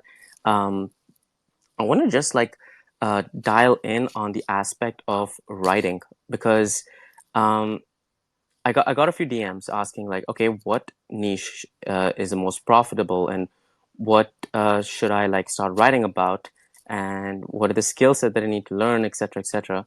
And I feel like for me, at least, my answer is pretty straightforward. Um, it is learn how to write, learn the essence of copywriting, even though you might not never be a copywriter, and that's okay. But knowing how to trigger emotions from your audience, make them click, um, make them perform the actions that you want them to. So, for example, right, like let's say you have a very a viral tweet, and underneath it you plug your offer, which is, let's say, to your ghostwriting service. If if the plug is not so great, people are not going to click on it. Or if your tweet is not that great, people are never going to click on it. So when you understand like those aspects of human psychology, all the the biases, like the confirmation biases and the Barnum effect, etc. I could go on about those things for like ages, but um, if there's one thing that I would advise anyone to perfect in terms of skill set, I think it is writing. You can take writing like into multiple different platforms, and you can leverage it into ghostwriting, into email marketing, um, whatever it is that you want to do. If you're a good writer, I feel like the amount of opportunities you have today and for the next 5 to 10 years are just like endless, like honestly endless. And I mean, I think you can probably touch on that too, Dakota, because you're probably like the most prolific writer on the entirety of the fucking platform. So, yeah, how important do you think writing is, and is it a skill you'd advise people to master if they want to get to that solid 10K a month mark? Yeah, I think it's one of the best ones. I don't know, I think there's all kinds of avenues. Like there's people killing it with web design, there's people killing it with sales, all kinds of shit. So writing isn't necessary, but I think it's the most powerful because I mean Twitter, that's writing. Uh, YouTube, I mean they have to write the scripts, that's writing. Instagram posts, that's writing. That ad you saw today, that's writing. It's all so much of it is writing, and at the end of the day, writing is thinking, and the more you write, the clearer you think. So what writing really is just thinking. It's fucking hard to write. It's hard to sit down, like, okay, how do I structure this? How do I write this in a way that's persuasive? And what you're really doing is you're just thinking. So, um, yeah, I mean, I would highly recommend for everybody to learn to write. I mean, not even just to make money, but just to think clearer. And to think clearer or think better, you're going to make money. So it's kind of like that feedback loop. Um, but yeah, like I think it's one of the most important skills people can learn. I think it's slept on. I think a lot of people they would love writing. I think a lot of people think they hate it because of school. You have to write these stupid papers. I know I was one of them. But when you write about topics you love, then you realize, oh, this is pretty cool. This is actually fun to write about. And sure, it's challenging. I mean, I sit down every week to write a newsletter, and it's one of the most challenging things I do in terms of writing. But it's super beneficial because I'm over time I'm getting better at the long form. I'm getting better at thinking about topics and formulating my thoughts, and that's going to result in more cash in the future. So, I mean, I wouldn't even just do it for cash; just do it to think clear. Love it. Absolutely love it, man. I mean, to sum it all up, we basically just want to really hone in that, when you build your business online, at least through Twitter, it requires a lot of planning, a lot of research. You have to understand your target audience. You have to engage with your audience, and you have to develop yourself as an authority before you ask for, or before you get to take that position to get ask for, people to buy your course or buy a product from you. Because when you do that, you're creating this like valuable feedback loop, and it's going to recur over and over again. People know you. They can attest to, for example, Dakota. Okay, Dakota is this like 8-figure ghostwriter. If there's someone I want to write or get my ghostwriting done from, it's him. And it just becomes this like familiar thing with your audience, and they'll be the ones who are approaching you instead of the other way around. And that's, I feel like, the position you want to get to. Um, if you want to get to that like golden 10K a month mark. And with that said, because just I feel like a couple months back, I learned about Alex Hormozy. I did not know who he was. And I obviously checked out 100 Million Offers, which is an excellent book. And I feel like it's a book that everybody should read. It's like, I believe, $1 on Amazon. Um, because when you have like all the things, so let's say you followed step 1 to step 10 from this space, um, you now have that ability to ask or like get your audience to say yes to something that you're offering them. But to do that, there are obviously like aspects that you need to look out for. And the first aspect is crafting a really good offer. There are hundreds of ways you can do it. You can have a website that links people directly to your to your service. You could obviously have like DM strategies and stuff like that. But on a broad scale, Dakota, like when you are crafting an offer, how do you like? What's your thought process? Like, what comes to mind? What do you think is a good offer versus a bad offer? Um, and yeah, would love to hear your take on that. Yeah, so credit to Hormozy on pretty much all of this. That guy is a fucking. It's crazy. I hold that guy in such high regard. Um, but yeah, so when I think of crafting an offer, I think of how do I deliver as much value to this person as possible, and how do I solve their problem? So I think of, okay, who do I want to try to help? I want to try to, for me, I want to try to help wealthy people gain influence because I mean it's not a huge problem, but I mean at the end of the day, it's a need they want or it's a want they have. I don't know how to phrase that.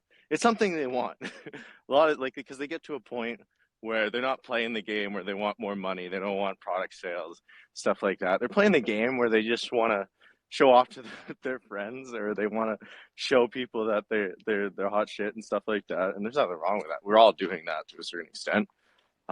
So like that's the kind of person I want to target, and I want to write about topics I enjoy that are easy for me and that I know I can get results. So I just kind of have that vague idea in mind. I mean, a lot of people, they have a like really defined customer avatar. I think that's great. I started out doing that, but for myself now, I just take on shit where it's on a basis where, oh, I think this person's interesting. They hit me up for help, and I want to help them. But yeah, when I craft an offer, think about who am I trying to offer this to? What problems do they have? How can I deliver as much value as possible? How can I reduce risk? So for ghostwriting, for example, a lot of people are like, I'll grow your account. Cool. Like what? You're gonna grow my account? Like how much? How long will it take? All that shit. Like how much are you gonna charge? So if you have an offer like that, I'll grow your account. Maybe you can charge $500 or something. Like if you're lucky, you can charge 1,000 plus. But typically, most people aren't going to be interested in growing my account. It's like fitness trainers saying, "Oh, I'm going to make you healthy." It's like, what? I want to lose 20 pounds, bro. I want to get a six pack or stuff like that. So what you want to do, or what I do, is first off, if you go on my landing page, you can see how I structure this. But I target who this is for. So 7 to 8 figure business owners and influencers. And then I talk about what they're going to get. So like a benefit. So I'll turn you into a 30 figure in your niche in 60 days. I think that could be a bit better, more defined, but I just roll with it. I'm lazy. And then I talk about, so that there's the time frame, 60 days, what they're going to get, become an authority figure, who this is for, business owners, influencers. And then I have, oh yeah, sorry. I tell them what they're going to get. So I tell on my offer, it's 50,000 followers in 60 days. Um, and then I have something that reduces risk. So a lot of people, they don't want to give you money because they're afraid they're not going to get the value that they're paying. They might not know you. They're like, oh fuck, I don't want to give this person $5,000. Like, what if they just run off, or what if they don't deliver on their results? Like, because at the end of the day, they're paying you to get results. So the way you can reduce the friction is have a guarantee or a risk reversal. So in that case, you can say, I guarantee you get 50,000 followers. That's okay. Um, but what sounds better is, I guarantee you get 50,000 followers in those 60 days, or I will work for free until you get there. Plus, I'll get you an extra 10,000 followers at no extra charge to you. I mean, that's a lot better than like, oh, I'll grow your account. So you want to think of ways to reduce risk, and there's multiple ways to do that. So you can say, I'll get you to 50,000 followers in 60 days, or you don't pay, or I will pay you, you don't pay, and I'll pay you an extra $10,000. Shit like that. I mean, that's pretty crazy. I like my guarantee because, one, the person's guaranteed to get where they're going. Two, I'm not really at risk for, so if I can't deliver that result in that time frame, it's not like I have to give back all the money they gave me. It's like, no, I'll get them the result, plus I'll get them a bit more than they were hoping initially to make up for that lost time. So yeah, those are the five main elements. Who is this for? What do they get? In what time frame do they get it? How can you reduce risk? Okay, maybe four. I don't know. But long story short, like, read Alex Hormozy's book or listen to Audible, watch his YouTube channel, because he explains this way better than me. But that's just a quick rundown. Like, you want to think about how much value, like I want to give as much value to this person as possible. So you see how the difference is. I'll agree account opposed to what I just said.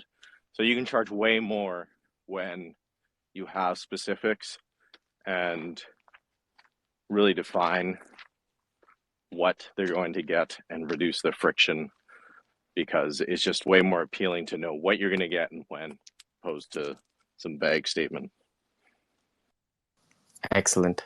Absolutely excellent. Yeah, I think you nailed the entire topic there, brother, because um, offer creation is I feel like where people most often break their chances of making deals.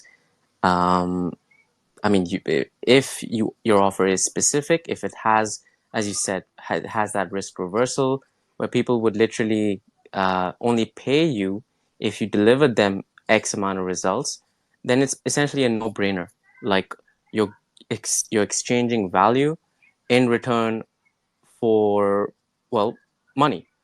And as we said, right, like when you're at the top 1% of your skill set and you have an offer that people cannot resist, and if they don't have to pay you until you get them a certain result, then it's essentially a no-brainer for them to say yes. Yeah. Um, Sorry, yeah. I totally skipped over something. You don't ever want to assume that you know what your prospect wants. That's a big mistake I made early on. Um, you don't want to assume that people always want followers, or whatever in whatever topic. You want to talk to your target market. So if you're a fitness coach and you're targeting middle-aged women, like most of them don't want to put on muscle um, and get fucking jacked. And maybe some of them do. Maybe they do want that, but you don't know unless you talk to them. So you need to, before you even think about creating an offer, talk to the people you want to help and figure out what problems do they have. Like, maybe you want to work with entrepreneurs and you have this fitness plan laid out. It's like 1 hour a day fitness routine, blah blah blah. But maybe you're not landing clients. Then you go talk to entrepreneurs and you find out that one of their biggest problems is they just don't have time for an hour workout a day. So that's where you come in, like, okay, how can I think of an offer that solves this problem? Or maybe they eat out a lot. Okay, let's think of solutions to that problem. Okay, maybe I can come up with 20-minute workouts where instead of these longer breaks in between, like maybe shorter breaks, or like something like maybe it's a home workout they can do at home so they don't have to waste time going to the gym. Maybe I can create an eating out guide, so when they do eat out, or they when they do eat out, they can pick healthier options and they can lose weight easier.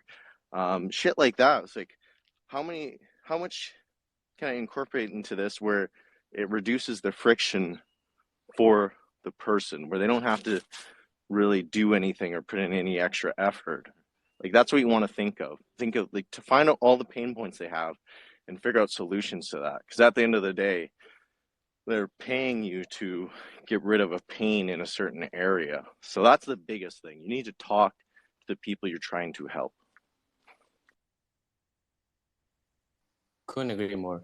I mean, you could build like the best offer in the world, but if it isn't matching what your audience needs, it isn't matching their price point or the results that they aim to get, then there's no point in crafting an offer and building that skill set in the first place. So yeah, I completely agree with you, brother.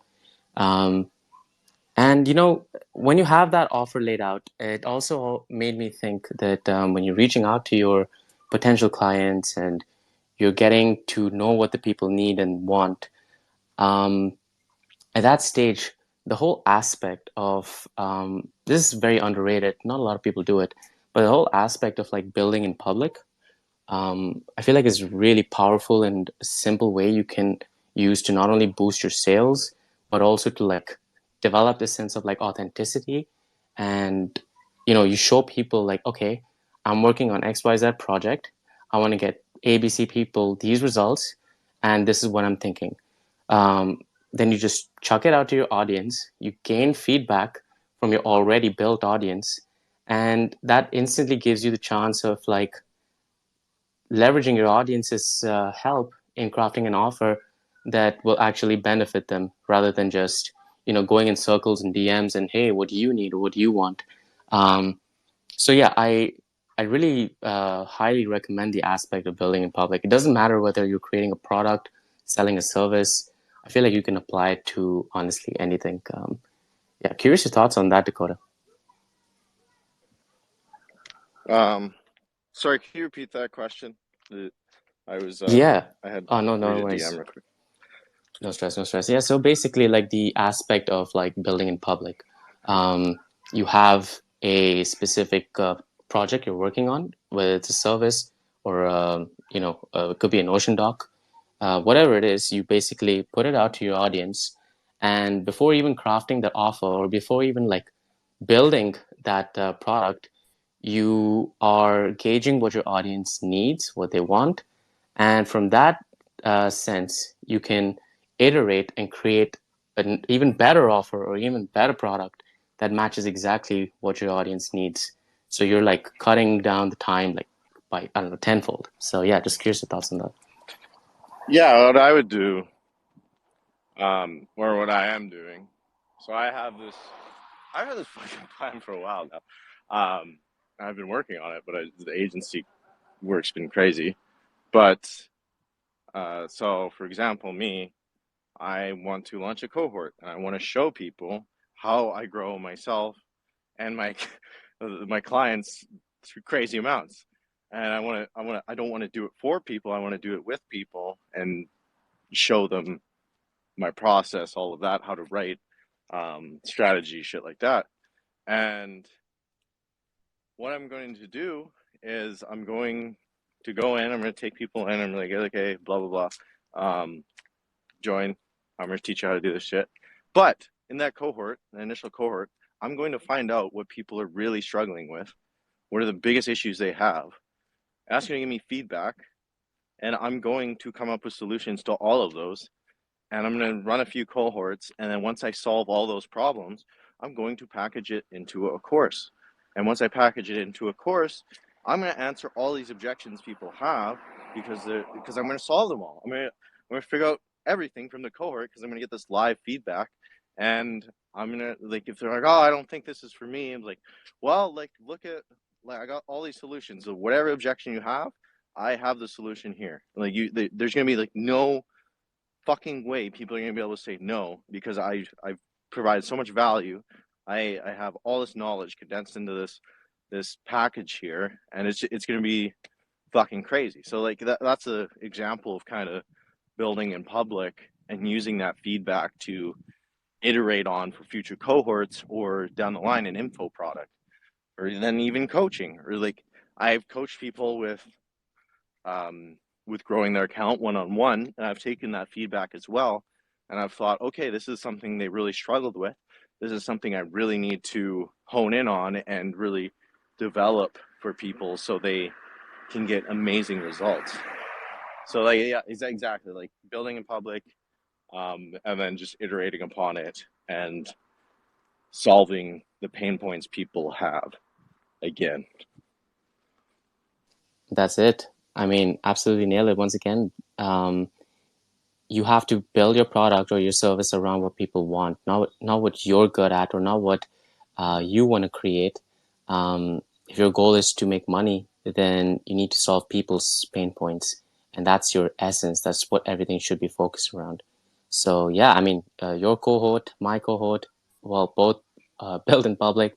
Um, and yeah, it's a great strategy and it's a great system to put yourself out there and let people know what the hell you're working on. You could be a silent ghostwriter with like making a couple $100 a month, or you could share the results you've gotten for your clients. You could tell people about like um, you know the results that people have gotten in terms of like followers or sales or network, whatever it might be. Just basically get people to know about what you're working on. And in that sense, you're creating another loop where more people are going to be like, hey, what about this? Like, curious to hear about your offer on XYZ. So yeah, it's all about iterating and crafting that like offer that really works. Um, and I think I feel like the last aspect, um, at least from my perspective, and I'm curious if you uh, have any additional thoughts on that. And as we, touch on this closing aspect, which is actually coincidentally closing clients. First off, I want to just thank everyone for tuning in. So good to see so many people on the space. I hope you guys have enjoyed so far. Dakota is dropping absolute bombs. And yeah, once we're done with the last topic of closing clients and closing deals, we will answer your questions. If you guys want to hop on the mic, um, we will bring you up as we approach the last aspect. So yeah, let's touch on the last thing, Dakota. Then I feel like closing is probably the only thing we've missed out on because you've at this stage you've crafted an offer, you've built a skill set, you're put in the top 1% of let's say ghostwriters or whatever it is that you're doing. Um, and now it's time to make that money. It's time to get clients. So I feel like there's two aspects to this. The first aspect is finding potential prospects. A lot of people often ask me, like, how do I find the people that want to work with me, or how do I get clients? And we touch on DMs and stuff in like detail, but so I guess we'll split this into two parts. So one aspect is how would you look for potential clients? Let's say if you are a beginner or just starting out. Um, yeah, let's take it with there. How would you find a potential client for your offer? So I'll speak from my experience. So one of the most, this is not required, but I'd highly recommend it, is create a landing page. It doesn't have to be fancy. You go on Card and make one for $19 or whatever. But create a landing page, and on that landing page, have your offer after talking to your target audience, and have your offer with all the whatever I talked about, those four aspects, and have social proof. Like if you like, that's one of the biggest thing is social proof. So the social proof is a testimonial from someone you did work for, video testimonial, reviews, anything where it's proving that other people have used your service or product and they've gotten good results. Because again, that reduces the risk, reduces the friction for other people. I mean, look at Amazon. Are you more inclined to buy the item that has one review or the one that has 18,000? Like it's just it's a no-brainer. You need to have social proof. Um, so I would create a landing page, have your offer social proof, touch on pain points, but the main thing is you want your offer and blah blah blah. I would also have a form on your site that's your call to action. That's where you want people to click. And the reason you want that is because you want to ask questions that qualifies them. So if you have a $5,000 a month service, you don't want to sell to people that are making $500 a month because they're not going to be able to afford it, and you're not going to want to waste your time hopping on calls all day with people that can't afford your service or aren't a good fit. So that's why you want a qualifying form, and you can go on, get a free one from Google Forms, or you can use Trapetto, is one I really love. It's free. And you can ask questions, and people will fill it out. And by having them fill it out, they're going to qualify themselves because you'll ask questions that determine if they're a good fit or not. How much do you make? What do you want your account to talk about? Blah blah blah blah blah. And then you can go through it all and you can see who qualifies and then reach out to them and hop on a call. And also, people that are taking 2 minutes to write a form, they're going to be more invested in what you have to offer, because it's easy to just say, hey, yeah, like I want this. But if they're taking an effort and time to fill something out, that means that like they're probably in more pain than the average person, and they actually want your service. So you're just going to waste way less time by doing something like that. But again, it's not necessary. So you can go that route, create a landing page, and then plug it in your tweets, your bio, stuff like that. It's like you're getting clients or leads on autopilot. That's how I landed all my clients. Was just I didn't promote it once. It's in my bio. I wrote content, and that's what attracted people. And then they filled out the form on my site. Blah blah blah. You can also go the DM route, where you reach out to people, and this is way more time consuming because you're gonna have to reach out to 100 people a day typically. Like the people that are actually serious about landing clients, they're hitting people up 100 times a day, not like 5 times a day. No, they're in there. They're hitting up all kinds of people that fit their target audience, um, and they are trying to find out their pain points. They're seeing if they can actually help them in any way, seeing if they're interested in a potential solution like yours.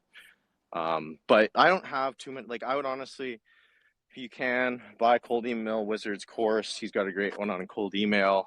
You could YouTube how to send DMs to land clients on Twitter, on Instagram, stuff like that. Because I won't lie, like I just don't have much experience in that. But yeah, I would just try to be human. And the main thing is volume. Like a lot of people, they're not putting in volume, and they're wondering why they don't get results. It's like, no, send more fucking DMs.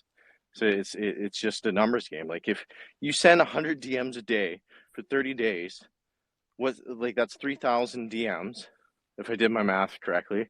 Um, and I mean, like, what's the odds one person out of 3,000, like at least, like doesn't want your service? Like it's just I don't know, man. Like, and then if you don't get someone that wants your service, you send 3,000 DMs, then you're obviously doing something wrong with how you're sending DMs. So it's again that feedback loop where you need to expend volume, get the feedback, see what works, and then keep doing what works. Fucking A. Amazing, brother. This was awesome. And I think this reminds me of one of Cole Email Wizard's tweets. You're just not doing enough, right? Like most people will send 10 DMs a day when in reality, the people who are making the money send about 100 DMs a day, as you said. Getting on 100 calls, or just have, again, that like extreme work ethic and that like drive to make their like product or their service like work. Um, and like you said, like, you know, if you send 3,000 DMs in a month, it's quite honestly impossible. It doesn't matter how shitty your offer is or what like product you're selling, someone or the other will A, reply, and B, they will accept your offer. Like the internet is a vast space. Like Twitter is huge. And trust me, like you are probably one DM away from completely changing your life. And you know, when you are on that hunt for getting to that 10K mark, as you said, Dakota, like it is all about volume. You can have, you can be the best ghostwriter or the best like copywriter in the world, but if you're not putting your offer out there in front of more people, in front of your audience, like regularly, not to the point where you're spamming people and you're, you know, just you just forgone like the aspect of connections and stuff, as we said before, but the more volume you can put out to potential clients or potential customers, you can see, okay, like, for example, who are the people that were engaging with you and your content before? What are the type of questions that they were asking you? Maybe some of those people could need your help. Or, you know, you can use their feedback to build the right product, the right service. It's all about, I feel like, a numbers game. And you know, when you get to that stage of having that perfect, like, uh, you know, you start making money, you start rolling it in. Um, if you want to get to that 10K mark, I feel like volume is a hugely underrated aspect. So yeah, I mean, bro, I think that was we nailed it. What do you think? Sales call. We need to Oh quickly go yeah, over that. Yes, yes, yes, because yes. Take it yeah, away. you need to.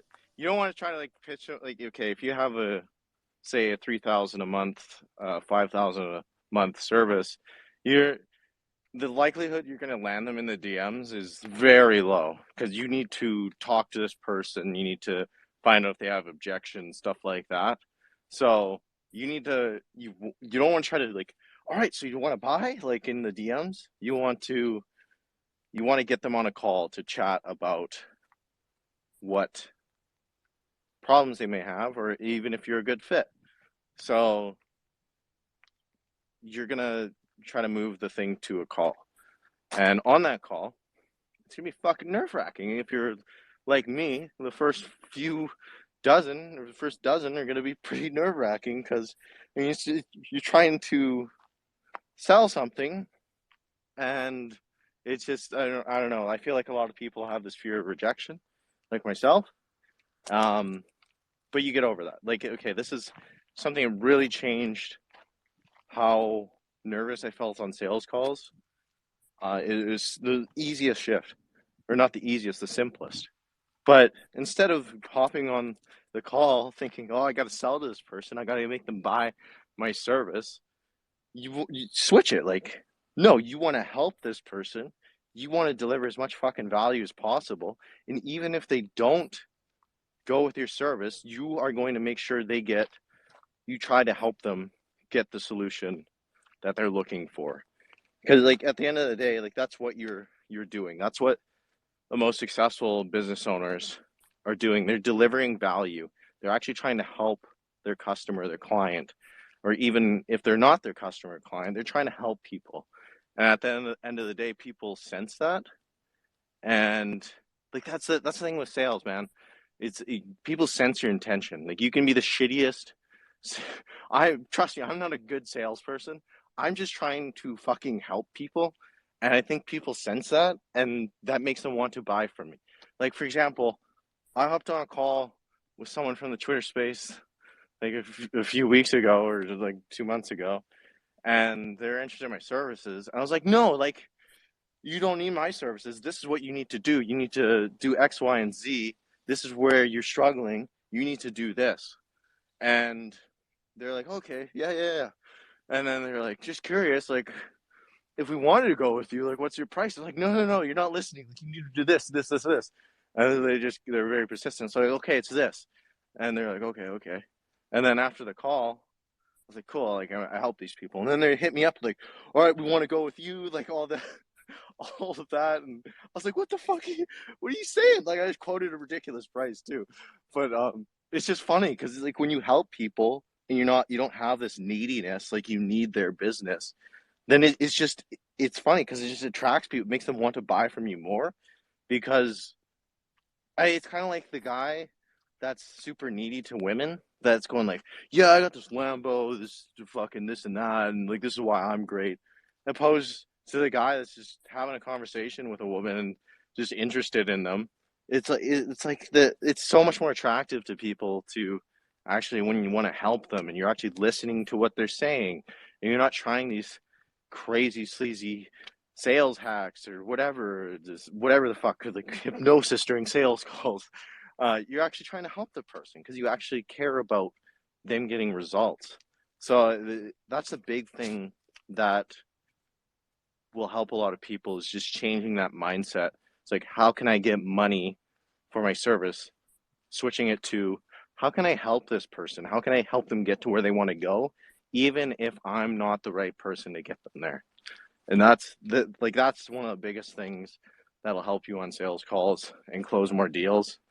Um, Highly recommend it. And yes, I would also get sales training too, because there is a certain foundation or a certain framework that works. And it's going to give you more confidence because you know you're using the right framework instead of questioning yourself. But yeah, I don't even try to use the sales tactics I learned. I just try to help people, and that's what's got me the most results. And I mean, the social proof does a lot of the heavy lifting for me, but just trying to help people, man. Like that's the biggest thing. Couldn't agree more, bro. I absolutely couldn't agree more. And for those who've read Jab, Right Hook by Gary Vee, um, I've touched on this in previous spaces, but definitely a book to check out because you understand the importance of learning how to give give before you ask for that big take, and people will most likely reciprocate to you.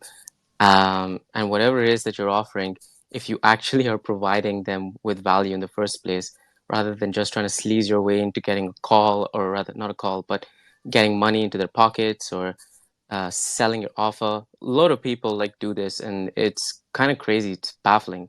You need to learn like the essence of social skills, and you don't have to plug your product like in every DM.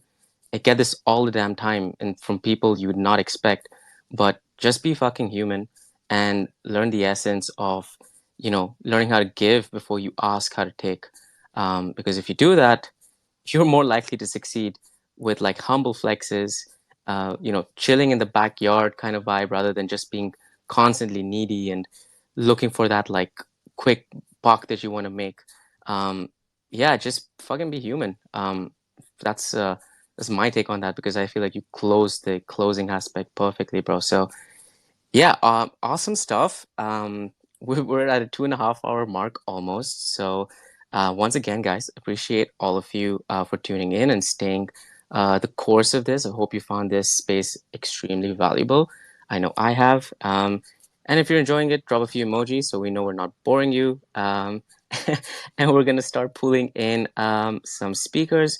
We have Kamal, Bruno, and Benedine up. So I will first off bring up my man Kamal Zain. Kamal, bro, how are you? Floor is yours, my man. Take it away. Thank you so much, Pranav.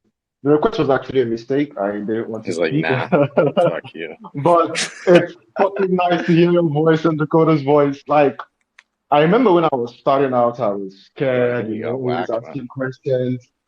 Like, it's really nice hearing from the both of you. Currently, I've actually I think he's probably not gonna done a connect. whole. You could just bring someone else on. Oh shit! Wait, hold on. Dakota, can you hear Kamal? Oh no. Really? That's so strange because I can hear Kamal. I'm. Oh, I'm. Wow. All right. All right. That's maybe interesting. I'll leave and join. Sorry. Yeah. Possibly. That's so strange. But can anyone else hear me aside Dakota? Yeah. Drop an emoji if you can hear Kamal, guys. Yeah, I so can confirm. barely hear you. I can barely hear you. I don't know why. The audio is really low. I don't. I thought it was from my end though. Possible. Are you using headphones, Kamal, or? Yeah, I'm actually using headphones. Okay, let me take those off and No, try again. I'll get off and someone I should can speak hear before I return. I can hear him now. Let me do that. Oh, we can hear you now, though. I guess we got a lot of emojis. So Yeah. yeah, Kamal, take it away. Okay, so I was just basically saying thank you. I didn't have questions. The speaker request was a mistake. I remember when I was starting out, and you both have helped me a ton. Dakota, you're a god in this game. Pranav, thank you so much. The value you guys shared, sales calls, DMs, lent a ton. So yeah, I appreciate you guys. Thank you so much. Love you, brother. We appreciate you, man. We appreciate you staying the duration. Got mad love for you, my man. And for uh, thanks for all your patience. You know what I'm talking about. But yeah, bro, I appreciate you, and yeah, it's good to see you here, brother. And all right, awesome. So we will move on to the next speaker. We have Bruno up next. Bruno Einstein of Marketing, great name. Take it away. Hey man, thank you so much. It's been a superb space. Dakota, what's up, brother? What's up, mofo? I'm doing, man. I'm doing very well. I didn't know you. You used to jump on Twitter Spaces. When I saw this, I was like, oh wow, like this is so cool, man. I mean, this this was really really good. Two things I wanted to say, add or ask. First one was, you said something about talking to your ideal audience. I think that's very underrated because, for example, something happened today. um, I had this wonderful idea that I felt would be very good for a specific market, and like it made a lot of sense in my head. I was like, you know what, like everybody's gonna want this, right? Everybody that sees this is gonna want it, and But I wrote what I did then was I wrote down a list of all the people I felt would be my target audience, and then I called them up. I was like, hey, what's up? How you doing? Now I have some level of sales training, so I knew that to try to sell this, I had to try not to sell it. All right, just ask a couple of questions, and I found out that it is a good idea, but it might just be at the wrong time or the offer doesn't match yet, right? That's the one thing I got from it, and it saved me a whole lot of stress because I could have gone ahead, built an offer, built a product for it, and then at the end of the day, I have nobody who's interested in it, right? So it makes a lot of sense to ensure that the people that want what you think they want actually want it, and the best way you can know is to actually talk to them. That's the only way you can really know. So I said to to add that because it's something that I feel like a lot of people do not really consider or do before they go about trying to create an offer, because sometimes the problems you think you're solving are not the problems they want solved, at least not at that time. I don't know if that makes sense to someone. Oh yeah, 100% does. It's Exactly. like, yeah. Then Oh, again, sorry, I go. wanted to talk about the aspect of sales and closing, right? I think that in my experience, and and Dakota can definitely vouch to that, right? Social proof will help you a very long way, and you would sell more when you try not to sell. So I found out that I've been able to get on calls with more people by just really offering to help. So I've gotten on calls with a lot of people, and I've shared with them, oh, this is how I grew my account. This is exactly what I think you should do if you want to grow your account, and they've loved it, man. Like they've loved it, and in fact, one of them I got on the call and I thought maybe he'd be interested in my ghostwriting service, but when I spoke with him, I saw that he just wasn't my ideal client. I was like, you know what, this is what you can do, this is what you can do, this is what you can do. If you're interested, I have a course that I'm going to launch in a couple of weeks. You could get it and give me feedback so that I can make it better. And then he did. Like he got it and it was really interesting. Also, he was like, you know what, I want to pay for a consultation, and then he paid me. So I think you can also do that. It's almost like the less you try to be salesy, the more less you try to sell, the easier it is for you to sell actually. So that's something I just wanted to add, and for people listening, that it'll definitely help you. And like Dakota said, it's very important that you get training. I think a lot of people underrate the sales aspect of it, right? But I can tell you, it could literally be the difference, right? It could literally. I mean, we've a lot of us have read Homosi, right? Homosi talks about three important things. Number one is your market, right? If you're in a hungry market, then it doesn't matter if you have a shitty offer. It doesn't matter if you know how to sell or persuade. You're going to make a lot of money, right? Now, most markets are not always hungry markets. So, most likely you are in a normal market. Then you have to have a very good offer. We've talked about offer. But if you have a very good offer and then you know how to sell, then bro, like you'll make a whole freaking amount of money. So yes, those two things are very important. And if you have them on lockdown, you definitely make a lot of money from that. Just wanted to add that. Yeah, you nailed it. That was spot on. Um, yeah, I like how you. Yeah, I like how you're talking to your target audience, and then like said previously, you're just trying to help them, and you don't feel like you need to close every sale because at the end of the day, you're trying to help them. If it's not a good fit, well, it's not a good fit, and yeah, people sense that, and people appreciate that too. When you're not trying to sell them, you're just trying to help. Like, Absolutely. I think yeah, that's the one thing he said. It was like, hey man, like I really appreciate the fact that the sales process, and the fact that you saw that this wasn't really like the right fit for me, and I because I didn't even pitch it. I was like, bro, I don't think you'd be good for this, right? Like this is what I think I can offer you right now that will really be valuable for you. And he loved it. And people will be glad because you're not trying to close every deal. You're not trying to sell to everybody because this just won't be the right fit for them. So yeah, very very true. Love it. Awesome stuff. Yeah, thank you for sharing that, Bruno. Great additions. Um, and yeah, you essentially need to build the avatar, I feel, of your target customer. Um, who it is that you're targeting. It could be down from their age group to their social status. Be as specific as possible, and you'll find that when you do that, you'll have a lot more chance of actually closing your perfect client. Because, again, as you said, Bruno, you can't sell to everyone. It's quite literally impossible. Doesn't mean you shouldn't put out a shit ton of volume, but have an idea of who you're targeting, who it is that you're trying to sell to, and yeah, the results will, I feel, speak for themselves. So yeah, awesome. Thank you for sharing, Bruno. I will move it on to the next speaker, who is Cashflow Kid. So yeah, Cashflow Kid, Mike is yours. Take it away. Thank you so much.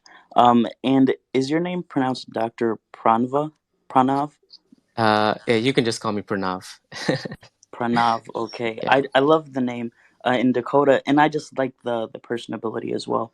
So, Pranav, thank you. Dakota, thank you. I just hopped into the space. This is my first time being introduced to your content. I'm definitely on the zero end spectrum of the 10K a month, but I feel as if there was so much alpha given today. There's so much knowledge being dropped, and personally, I always get a little bit nervous when wanting to develop myself as a person in the financial literacy space and wanting to educate people because I don't know. There's a lot of shady characters in this space, and but I think Pranav, when you had mentioned just coming off as a friend, just coming off as something to teach, something to just providing solutions to answers that people have, like that touches so much more on who I am as a person. To just be able to connect with people. So I just wanted to express my gratitude and Dakota, the things that you were mentioning with just having that fear of like the little bit of rejection but then just turning it around and asking not will they reject me but like just being a solution to problems that people have. I don't know, it just shifted my mindset and I just needed to express my gratitude to you both. Yeah, you're welcome, brother. Yeah, it's like you can't get rejected if you're trying to help the person. I mean, that's the best way of putting it. And yeah, it's crazy how much can change in a few months or a year. Like, I think back like a year ago, or I don't know, 2 years, I guess. I was at zero, man. Like I didn't know. I was so nervous with all this stuff, and it was those little wins over time and pushing that comfort zone. It's honestly, I think about it so much. Like so much can change in a year, is absolutely fucking mind blowing. But yeah, like I really respect you. You sound like a really solid dude, and it sounds like you want to help other people. And it's like I respect the hell out of that, man. Like good on you. It's really cool to know that there's a lot of other people out there doing that. So appreciate you, man. Love Yeah, it. I appreciate that with the most gratitude. Like and that's really all it is. I think Pranav had mentioned the idea of living out loud or living in front of people. Um that's kind of where I am on my journey. I don't mean to come off as like a guru to anyone who is new to my audio is new to my content, but it's just about providing the tools to educate not only myself but other people, and then it's the things that we build with those tools to help us advance together. Because I personally am on the journey of just educating myself financially and just sharing that information with other people. And and I always say, I'm kind of in the at the biggest point of debt in my career in my life right now. I just graduated school. I have the most debt, the lowest amount of income, and the least amount of knowledge at this moment. But the goal is to grow together. Because anyone can do it. But yeah, it's just about building those relationships. I appreciate you both deeply, and I look forward to joining more spaces. Thank you so much, man. That was really awesome. We appreciate you listening, and yeah, man, those it's really kind of you to stop by and say such awesome words, man. Really appreciate it. So yeah, great to hear that you guys are getting a lot of value from this space. I will move it on to our next speaker, Abdul Salam Popula. Yeah, Mike is yours, my man. Take it away. Hey, thanks. I appreciate you. Can you hear me by the way? Yeah, loud and clear, man. Awesome. So thanks for the space. I was here since the first second, and wow, I love every bit of it. And I just want to say I'm a huge fan of Dakota because for a while I've been following him, and especially in his recent newsletters, one of them which was talking about how how you can make money or how you can get a job that pays you for doing nothing. Like that was usually mind blowing, and I really enjoyed reading it. I really appreciate you for the content and value you're giving out so much. So I want to say a big thank you for the space, one. And secondly, I'm also on my journey to hit 10K a month. Of course, I started being serious with my business somehow this year, and slowly it's working out. I've not hit the 1K month yet through my services, but I'm slowly getting there. So my question is, okay, it's not like a question. I've been sending cold DMs recently because I thought that okay, that's a huge start for me. And I watched JK Molina as this likes int cash free course. So I watched it and I used it a lot to understand how to send cold DMs, how not to send cold DMs, how to engage, things like that. So I've been getting some responses, but now the issue is I don't know how to offer this, how to price, like sometimes I know I understand that I can make a mistake, then learn from that mistake. But sometimes so scared when I don't make any mistakes. Sounds like I had a perfectionist syndrome in me. It's like, okay, how can I make sure I don't make mistake from this code game and stuff? For example, one of the code games I tried sending one time, I mistakenly sent the template I was using for the code games. So, and on Twitter, you can't delete your messages. So that's busted already. But it's something I'm working on. But I just want to ask, like, is there a way you can price your services if it doesn't have an instant ROI when you're offering it? That's my question. Um, it's a good question. Like instant ROI. So, for example, what are you pitching people? Okay, so I somehow I'm like a ghostwriter in a way, but I do design ghostwriting mostly I'm more fluid on Instagram and Twitter. So yeah, somehow I'm just like content creation services. That's like my services. But for content creation you have to get followers, growth, and so much more. And all those things cannot be instantly doesn't bring instant ROI, return on investments, back to the person I'm working with. So how can I price my services in a way that it will be a win for both of us without me feeling like I'm losing out or they're losing out? Because like I was watching Iman Gaji on YouTube, it was like, okay, he does Facebook ads because that's the one he can get instant ROI, like for the person he's working with. Okay, if you run $5 per click, something like that. So for content creation, it's not that easy to get instant ROI on your services. I don't know if you get what I'm trying to say. Yeah, no, I get what you're saying. Um, yeah, it's hard to price something where they can't see the ROI, because that's something. It's like brand building in a sense. I mean, with Twitter, it's easier to kind of put an ROI on it. I mean, in a sense, like if you're trying to measure worth in followers. But yeah, with design, it's harder because you don't know. It's hard. You can't really. Hmm. I mean, you could split test. So if someone has a Gumroad product and they do it with their own design, and then you split test with your product design on that product. So say if someone clicks a link, there's a 50-50 chance they'll go to link A with the no design and then link B with your design. And you could see if which one converts better. And then, I mean, I would do this I would do it for free or cheap in the beginning just to kind of see what kind of conversions you're getting on your product or with the product design opposed to no product design. Um, but yeah, it's definitely harder, I would say, um, to price it. I would I would look at what other people are doing in the space, who are the people that are killing it. Look at what they're doing right and try to emulate it for yourself. try to see what they're pricing their services at, and see if you can deliver more value than that person. So maybe maybe someone's offering a design for ebook, like maybe it's just like a 2D design. Well, you can come in and offer mock-ups.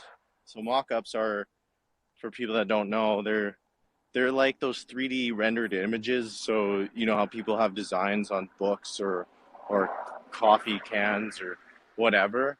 You could do mock-ups for free or as included in your package for these people for their products. So if someone's selling an ebook, you can do a mock-up, and you can put their design on those mock-ups, and you can do different styles of mock-ups. You can do I don't know, different ways of kind of upping your value. You can do God, what else?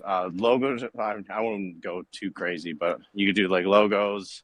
I don't know, other shit. But design's a harder one, in my opinion, because A, I don't have experience in it, and B, it is harder to find that ROI, and it's not solving a huge pain point for a lot of people. It's like a nice to have. But yeah, I can't give you a really good answer on that because I'm not experienced. So that's where I would talk to professional designers or people that are killing it, and I would talk to them. I would even pay for a consultation if they charge that, or I would talk to them because I'm not going to pretend I'm some fucking expert. But that's just the lens I would go. I'd talk to people I would buy people's time and talk to them. Oh, thank you so much. I really appreciate that. I understand. I think I have an idea what I'm gonna do now. Thank you. And yeah, just have one more question, please, before I get off the stage. I appreciate you answering my questions. The second question I have is, have you ever been in that position where you feel like a fraud does not, I think fraud is not the right word, but you just feel like I'll just use it for now, like a fraud when you're sharing content. There was a time I was using some templates, like I was having issues coming up with content ideas. So I was following some templates and some one-liners, and it felt like I wasn't the one speaking, and I felt so bad for a while. So I had to stop, and I'm mostly creating content that is from my experience now. But like, is there a way? Have you ever felt like that before? And how did you? Yeah, okay.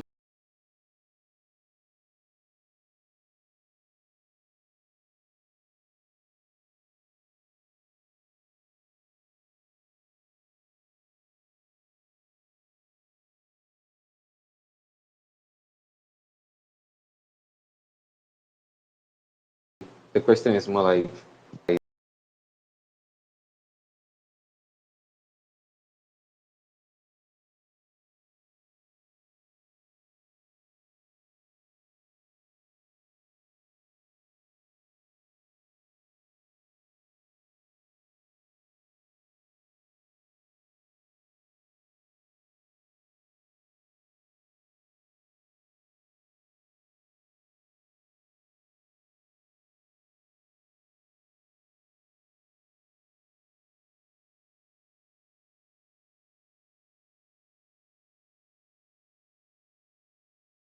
Writing content, and I was thinking, I in February of 2021, I think, or I don't even know anymore. But I labeled myself as a writer. I was giving writing tips, and I just felt like, who am I to give fucking writing tips? Like, I'm sure, like, I'm decent at writing, but I don't know. I just felt like a fraud, and I like every day I was like, oh fuck, like God. But I kept doing it because I knew I needed to push past it and just really lean into that discomfort. Um, so yeah, I wrote every day, and I got better at writing, and I didn't pretend to be like an expert. Like I think that's the biggest thing is don't say you're making millies and riding Lambos if you're not. But I mean, like say, hey, this is what worked for me, and uh, this is what's worked well in the past, uh, and you like I wrote about this in my newsletter too. But you are an imposter because to become the person you want to become, that means you're going to have to step out of your boundaries and step out of into discomfort, and you are you're becoming a new person. Like, in that sense, you are an imposter because you are improving yourself and you are not the same person as you were yesterday. So of course you're a fucking imposter because you're getting better and you're leaning into that discomfort. So you need to adopt the mindset, yes, I am a fucking imposter, but you need to reframe the way of thinking. It's not a bad thing. That's a good thing because I'm choosing to adopt a better identity, a new one, and you're not pretending you're an expert, but you're trying to help people. You're talking about tips that have helped you, and you want to help other people. There's nothing wrong with that. It's a good thing. And what's going to happen, you're going to do that enough times. Over time, you're going to... Sorry, I'm looking at someone outside my house. You're going to get these small wins along the way, and you're slowly going to build up your identity as a writer, and or whatever, in whatever endeavor. You slowly get those small wins, and you're going to start to associate your identity as this person, and it's going to build your confidence. And over time, you're going to become more and more confident. You're stack more wins, and then one day you're going to wake up. It's like, yeah, I'm a writer. It's not a sexy answer to say do this, do that, but you just have to show up every day. You need to get those small wins. You need to lean into that discomfort. And yeah, like, imposter syndrome, it's totally normal. And I went through it. I know how it feels. But you just need to keep fucking pushing through it and stop making it about yourself. Like, again, it all comes back to the reader or the customer, the client. Like, how can I help these people? And if I didn't produce content, will that help people? Fuck no. Because you're producing valuable content. You're trying to help these people. You're giving tips. Like, that, at the end of the day, like, that's what matters, is the person. Stop focusing on yourself and then start focusing on other people and producing content that you think will help. And at the end of the day, that's what's going to help you, because you're going to level up. You're going to start building your confidence. So yeah, don't even stress about being an imposter, because you are, I am, everybody here is, and we're all just trying to help each other out, get better, and there's nothing wrong with that. Thank you so much. You just broke it down so well. Yeah, I'm an imposter, and I'm gonna push straight. Thank you so much. I enjoyed the space, and yeah, thank you, Pranav and Dakota. Thank you so much. Bye. Rooting for you, brother. I love seeing you're killing it. I love it. I love it, man. For you, Abdul Salam, I put up a pinned tweet, or I put up a tweet in the nest, because this is exactly how I felt as well. Like, the opinions of others, what are they gonna say? What are they gonna think? Felt like I did not know anything before starting writing online, and as Dakota mentioned, you keep doing, like, you keep putting in that little bit of effort, keep practicing your skill set. You realize that you crush imposter syndrome's ass, like, just in a matter of time. So yeah, a little bit of patience. I see you're only 18 as well. So yeah, man, the sky's the limit, brother. So thanks for hopping on. Appreciate the question. And yeah, if there's anything else we can help you with, just shoot us a DM. We'd be more than happy to support you, bro. So yeah, all right, awesome. So we are gonna we're gonna move on to our next speaker. We have Akash next. So Akash, mic is yours. Take it away. Hey Pranav, what a lovely session, man. Hey Dakota, what a lovely session. Like, wealth of knowledge. I thought it's a TED talk directly coming out from Malcolm's book, Tipping Point, or Adam Grant's Think Again, or there is an old book called Who Moved My Cheese. I just loved it to bits. Lovely session, lovely. And I just want to say that for any idea to be sold, you should first believe in that idea, live that idea, adore that idea, and just believe in yourself. Next thing is take risk. As I'm coming from background of risk management, we either hedge a risk, we mitigate a risk, or we accept a risk. Just take a risk. If you have an idea, implement it. If you have a product, try to sell it. What's maximum going to happen? We all are anyway miserable. We'll be less miserable because we'll be satisfied that at least we tried. And Second thing is that if you reach to the point where you are about to sell your idea, keep it ethical. Don't overpromise and underdeliver. That's all I just wanted to contribute here, Pranav. And lovely session, man. I loved it to bits. Fucking awesome. Awesome. Thank you for that, Akash. Great having you on. And yeah, thank you for tuning in. Great gems there, brother. All right. Awesome. Awesome. So we have a few more speakers up. We have Dan Roeder, my man. How are you? Mike is yours. Take it away. Doing well. Good to be here. Yeah, this is again, like everybody said, absolutely amazing session. And Akash, what you said at the end of what you were saying, it's kind of the flip side of one of my life mantras, which is always to underpromise and overdeliver. So I love that. So I just wanted to mention that it's so refreshing to hear you guys talk about helping people as actually the heart and the core of a systematized approach to growth and to success. Because it kind of like Abdul Salam was saying, there is that instance where you can feel like a fraud, you can feel like an imposter. However, that is, your psyche is affected by that. There's this, maybe I'm overreaching, maybe I'm over promising. Maybe I'm just stepping too far out of my comfort zone. But I think when you put it back in the context of how am I helping this person, and it's you're building relational capacity, you're building legitimate and authentic relationships, I think you really can't go wrong. And so, I think we can all go down a road when we're creating sales funnels or systems to draw people in, and approaches to sales. But I think that's so critical what you guys have been talking about, that what are we doing? What is the super objective? It's to help people. And so my question to both of you, Pranav and Dakota, is about adaptability.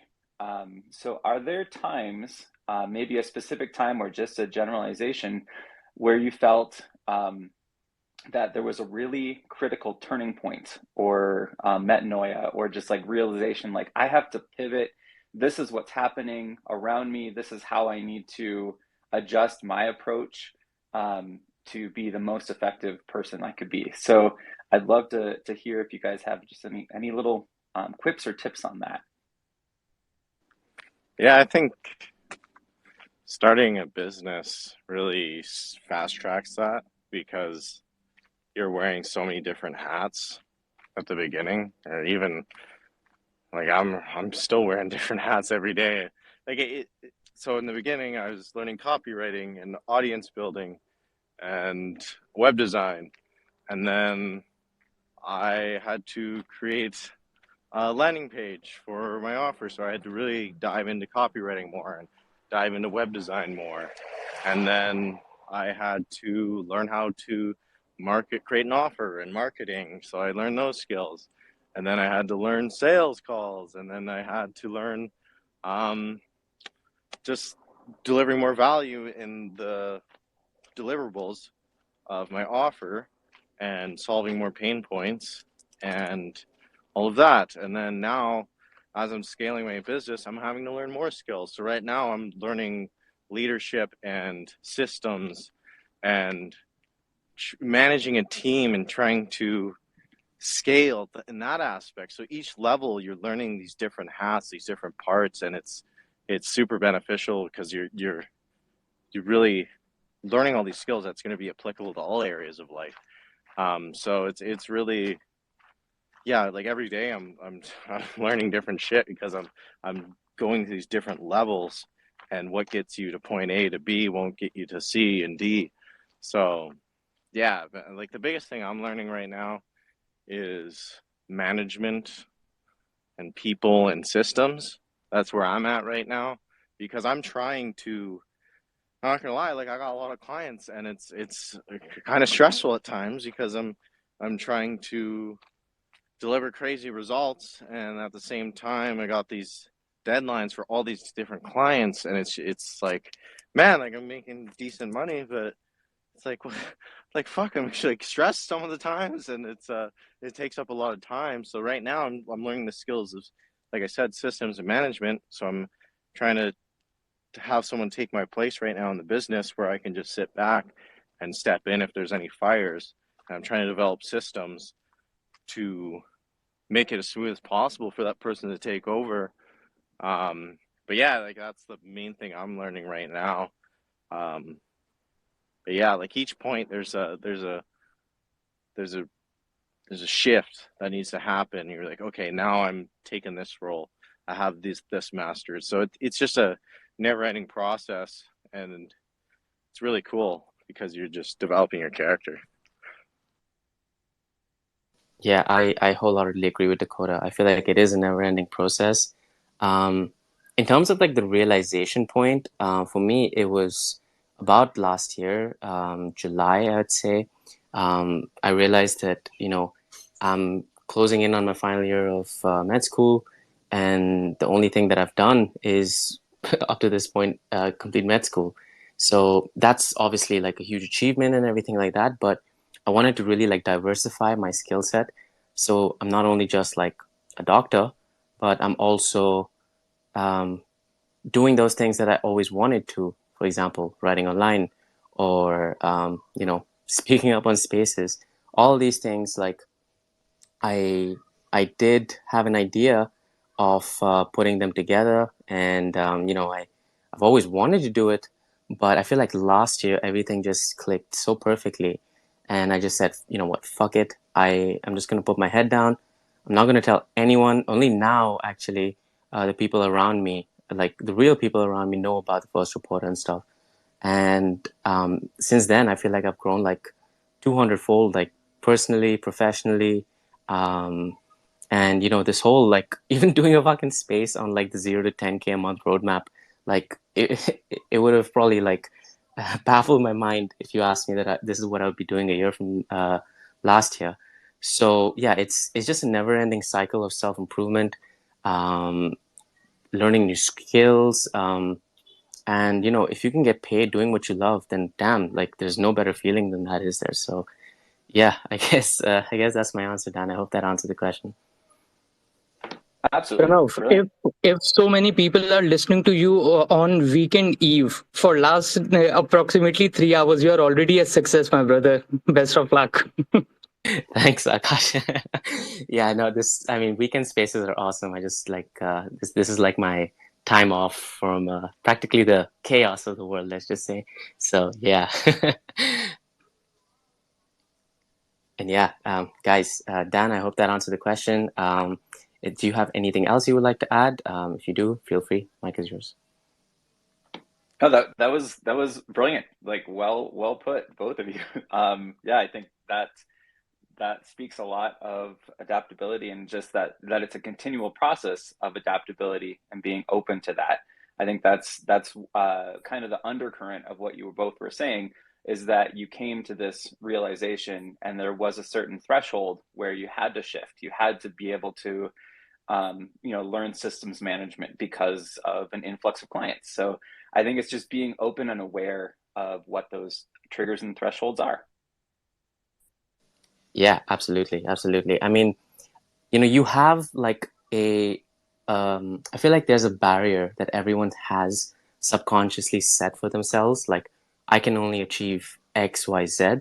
But in reality, you can achieve so much more if you just allocated your time differently, put yourself outside of the box. For example, like you made your first dollar online, that can kickstart like how you get to 1K a month, 5K a month, 10K a month, whatever it is. So, yeah, I just hope that I can like keep inspiring other people to join this like side of things, because damn, it's fun to be a creator. That's for sure.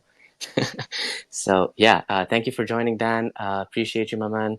And I will hand it over to the next speaker, who is Heather Colvin. So Heather, floor is yours. Take it away. All right, perfect. Yeah. So hopefully y'all can hear me well. I'm in my car. So my question will be to Dakota.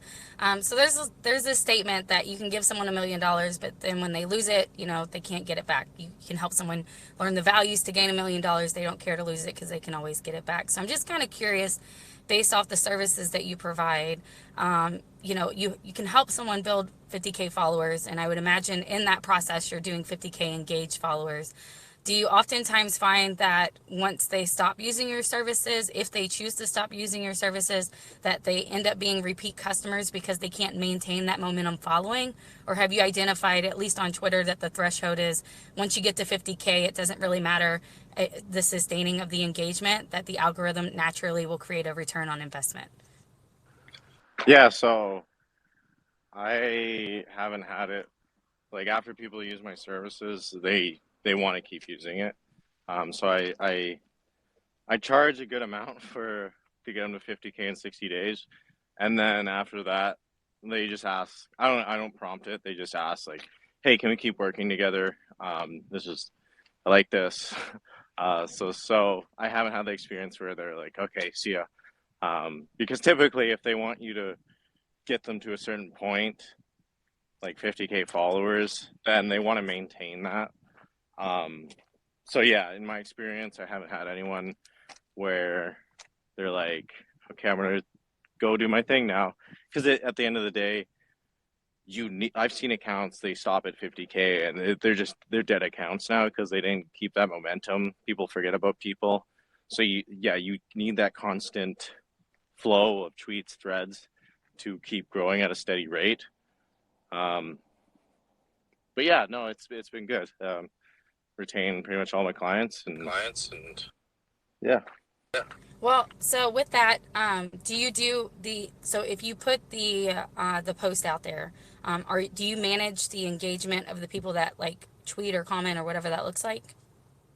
So I can't really influence engagement. I can write content and I can distribute the content to networks that I have.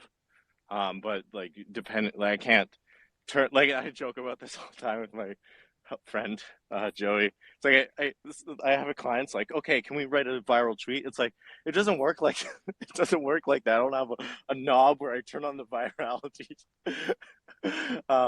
So in the I can't control like, okay, this one's gonna get this many likes. It's like I'm writing the best content I can for each topic, and I am distributing it to as many accounts to retweet as possible, and that in that way I can influence engagement. But sometimes it just doesn't hit as much as I thought it would. So I mean, and sometimes the content hits way better than I thought it would, and it's just a volume game at the end of the day, and just applying your skills. And the more volume put out, the better results typically. So yeah, in that sense, that's how I control engagement, is just applying my skills, applying how I distribute those threads and tweets for the client. Okay, so as accounts grow, that doesn't change like the cost for your services because the demand becomes a little bit more, or is that like I'm trying to understand because like an example being, let's say you're on LinkedIn and you're growing your followers, your engagements, like your comments are blowing up, and you got to keep up with that. And so the bigger you get, the more you have to create, engagement back. And so I guess that's where my disconnect is. Maybe you don't do that part of Oh, it, and you just create the content itself. But I'm just curious, as the count grows, does that mean your cost goes up? gotcha. No, so yeah, I initially, my first client, I told him I would reply to comments and all that, but it's just unsustainable. Like there's no way I can reply to all the comments because they get so many. And then it would just be a waste of my time because I'm not writing content that's going to grow their account. I'm responding to DMs and stuff. I've thought about hiring a VA to do that, but I mean, to nail someone's voice in comments is totally different than content, in my opinion, and it's hard to really get that, especially if you're hiring a VA. that's from a third world country and English might not be their native language. I just don't do that. So, yeah, I just write the content, and typically price or expenses for myself goes down because I don't need to distribute the content as much because their followers grow. But yeah, that's my answer. Yeah, that's what I was looking for. So I appreciate your time. Got you. Thank you for the thoughtful question. Awesome, awesome, great stuff. And yeah, all right, guys. So we will head over to our final few speakers. We have a shit ton of mic requests, but unfortunately, guys, I cannot get to everyone. It would be practically impossible. And tomorrow's my mom's birthday, so I have to get some prep done, let's just say. So yeah, we're gonna head over to our next speaker, who is Jude Emegbue. Sorry if I'm mispronouncing that. But yeah, Jude, take it away. That's fine. It's okay. Thank you so much. I hope you guys can hear me. Loud and Can you clear. hear me? Loud and clear, All Mama. right. Yes. All right. All right. So I'm kind of a new writer. I got into email copywriting recently, and so far so good. It has been going fine, but there's something I actually realized is sometimes I lose my juice when it comes to writing. Like, I don't know if at some point you ever felt like that, or if it felt like copywriting wasn't for me or something like that. I just sometimes I just naturally don't know what to write about, even though what I'm supposed to write about is glaring at my face. So sometimes I just lose that motivation, and I still sometimes feel because at this moment I haven't gotten any client, so I would say yeah, it felt like I'm still stagnant to a point because I still feel I'm not confident yet. I don't know if that is what is actually setting me backwards by not trying to pitch on anybody that yes, I can actually do this because I feel I'm not good enough yet because I feel I don't want to embarrass myself or get a no or something like that. So I don't know. Is there something you do personally when you kind of lose your juice to write, that inspiration? And what are the things you did when you started out? How you got your first client and stuff like that? It has actually been disturbing me for a while, but yeah, it's my first time on a space like this, so I just wanted to share this out to the pros in it so I can get some motivation and inspiration. Thank you. Yeah, so I think it's perfectly normal to kind of get burnt out when you're not getting results and you start questioning yourself. Um, yeah, so for what I would do in that case is I would go on YouTube. I would find copywriters that are killing it or that are doing well. Alex Catoni, she's amazing. She's got a lot of great content about copywriting on YouTube. Alex, Cattoni. I'd search her up on YouTube, and I think she probably has stuff on landing clients. Or you can YouTube anyone how to land clients with copywriting and follow that framework. Like if you follow frameworks and then you hit the volume, but like send 100 DMs a day and you follow frameworks, you're gonna land clients. It's just impossible not to when you have the volume.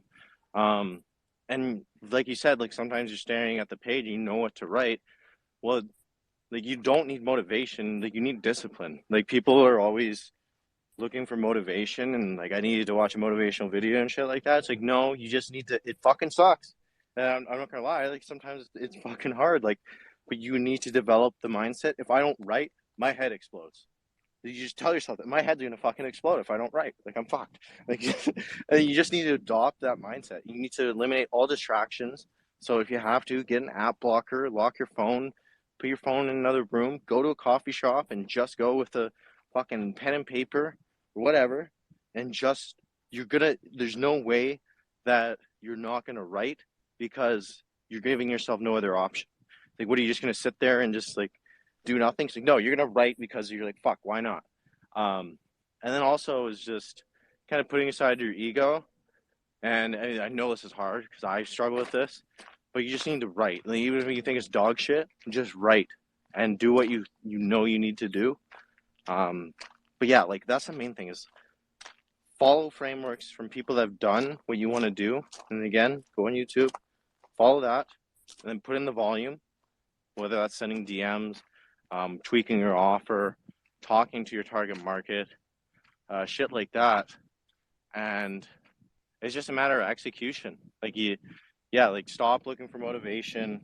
Just just understand it's uncomfortable. It's not fun at times. We just need to do it. Because I've done it. Like I've gone through this with tweeting and shit. When I was tweeting 5 times a day, I got burnt out at one point, and I was like, God damn. But I still did it. And I just like maybe I took back the volume a bit because I was so burnt out. But it's just you need to do it every day, and then I trust me. Like over time, it gets easier, and also talking about it too with friends or close ones, like that helps a lot.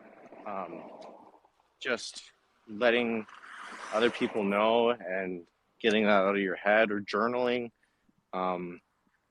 about your struggles, shit like that. It just feels good to get that released. So that's another thing I'd recommend. But yeah, man, you're not alone. Like don't get discouraged. I know it's easy to say that, but yeah, at the end of the day, it's a matter of volume. And if you are putting in the volume and you're not getting results, then it's something you're doing. You're not doing something right, and that's where you need to go back to the foundations, first principles, and really review. Okay, what's my offer? Have I talked to my target market? Is this valuable to them? How do I know? Have I talked to them? Maybe my pricing's off. Maybe I'm charging too little. Maybe I'm charging too much. That's where it's really, I can't stress this enough. If you are doing something, find people that are in places you want to be and do what they are telling you to do. And that's biggest life hack.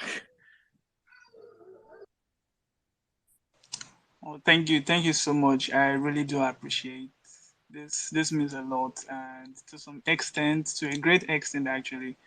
Um, yeah, I feel more alive, and yeah, thank you so much. Appreciate it. Got you, brother. Yeah, don't feel alone.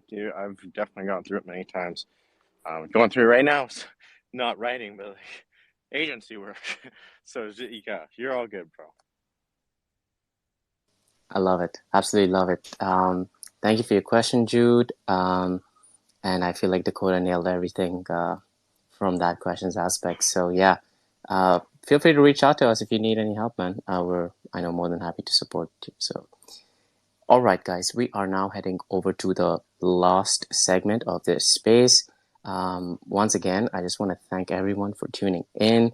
We're at the 3-hour mark now. And before I thank anyone, I want to obviously thank my man Dakota. We have one final speaker. We'll close off with Bloom, and then we will put an end to this space. So Bloom, our final speaker, mic is yours. Take it away. Thank you so much. And I want you to know, phenomenal space. You really helped me when I was getting my lawn mowed, listening to everybody. It was phenomenal. I appreciate the opportunity to speak. And I want to talk about gestures and patience. And, you know, Dakota just feels like a cousin to me. Pranav, you've been so supportive. And, you know, Dakota, I hadn't asked for Dakota probably about 6 months ago. And I was really unhappy with Twitter. I said, hey, man, what do you think I should do here? And he talked about brand with me, and I really embraced that. So I just like gestures matter too, right? Because like if I was going to hire a ghostwriter, it's Dakota. Like he stood for me when I'm still a nobody on Twitter. Definitely not a nobody in real life. But, you know, so it's just interesting. I wanted to talk about that. And then the other thing is patience, right? You know, I have so many loyal followers that don't need to follow me, but they just want to see if I can do it. And I find that super motivating. So, you know, in my real life, it's been a very busy 6 months, you know, a lot of in real life personal stuff. I've moved, you know, the kids are in football. So I'm kind of with Dakota right now. And I've been embracing systems. I'm finally scheduling content. which allows me to engage more. But I also get mad at myself because I've noticed that I'm not a full week out now. And by Thursday and Friday, it kind of falls apart. So I just want everybody to know, like, we're all not going to be great at everything. You know, I can speak forever. I can close any amount of business on sales. I came from sales, but writing's been my challenge.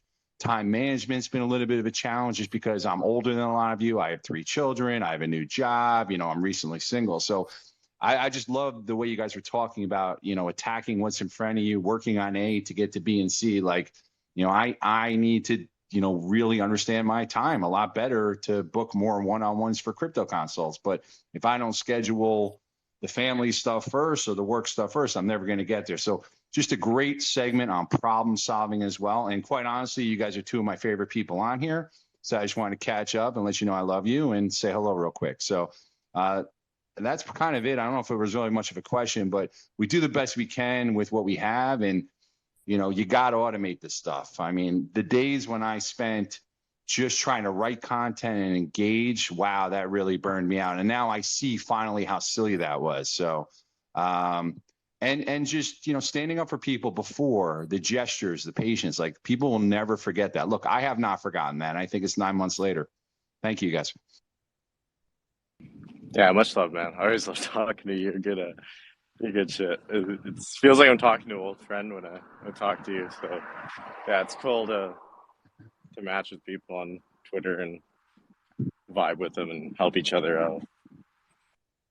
Yeah, it's just always natural speaking to both of you. I don't feel like I'm being inauthentic, whereas, you know, 85, 90% of the Twitter experience just feels that way. So, but I've taken a lot of notes today. I've learned a lot from both of you. And old people can learn from young people, and young people can learn from older people. And it's just one of the best spaces I've been in a long time. And Pranav, congratulations on being a doctor. I know me and you have both been busy as heck in the last 6 months. But I did want to say one last thing. It's like, you know, my followers haven't grown because I haven't been consistent, and I know that. But, you know, not even flexing, I came back in 2 weeks and started to pick right back up. And I know I'm very lucky for that. I feel like that speaks to brand. I think that speaks to the fact that I'm a real person, but I know that's not normal. And you know what? I know I'm not normal, and I'm fine with that. So appreciate all of you. Thank you for letting me get that in, and great space again. And congratulations on being a doctor, Pranav. Very proud of you. Much love, Bloom. Thank you so much. One of my favorite spaces hosts, and probably one of the wisest people I've had the pleasure to connect with on Twitter. So yeah, so great to have you on. Really appreciate you, brother. And to everyone, once again, guys, I really, really appreciate all of you guys tuning in. It's kind of overwhelming seeing so many speakers and listeners tuning in. And yeah, it's obviously, it's my honor, rather, to say I've had the pleasure to have Dakota Robertson, big man with 100 plus K. I called it, by the way. Let me just say, I called that you'd hit 100K long before the year started. But bro, it's been an absolute pleasure having you on. You dropped so many fucking gems, and I think we're gonna make a lot of people rich after this space. So yeah, any closing thoughts? Anything you'd like to share? Floor is all yours, my man. Take it away. Yeah, thank you for having me on. I really enjoy the voice format. I know some of you guys DM me. No, this just gotten to the point where I can't anymore. It's just like I try to respond to most, but I'm an introvert, and it's draining for me to. I get hundreds of messages every day, so it's not that I don't like you or I'm like fuck this person. It's just I just get so much. I just can't respond to everybody. So I like this format because I can talk to everybody and do this, and I want to help everybody. So I just want to get that out there. If I don't respond to comments or respond to DMs, it's just because I get so many. But I appreciate all of you, and I'm rooting for everybody. Like, even if I'm not commenting on your stuff, I see your guys' stuff on my timeline. I'm like, fuck yeah, I love to see this person killing it. But I hope this was helpful to you guys. And yeah, I just want to like just keep it in the back of your head. Like, so much can change in a year as long as you're consistent and show up every day, lean into discomfort. And again, YouTube, Google, biggest tools you can, like, that's how I learned pretty much all my shit was YouTube. tutorials. Biggest asset I could stress to people. So yeah, I really appreciate all of you. Thank you for giving me your time and attention. I know you could be giving it anywhere else, but you chose to put it here, so I really appreciate that. And I hope everyone has a kick-ass day. Yeah, thank you. Love it. Absolutely love it. All right, guys. To everyone, once again, thank you so much for tuning in, whether you're listening to the recording or you're here live with us right now. My apologies, I was not able to get to everyone who's requested the mic. If you guys have any questions, send me a DM and I will try my best to get back to you as soon as possible. And yeah, shout out to all the speakers, Noel, Clint, Legacy Builder, Humble Flow, Arnaldo, Dan, Roman, everyone, listeners as well. Appreciate all of you guys. So yeah, great having all of you guys on, and I will see you all next Saturday. All right, everyone, have a lovely weekend. Bye-bye. Love you, Dakota. Love you. And pineapple pizza. No. Bye. Paper towel.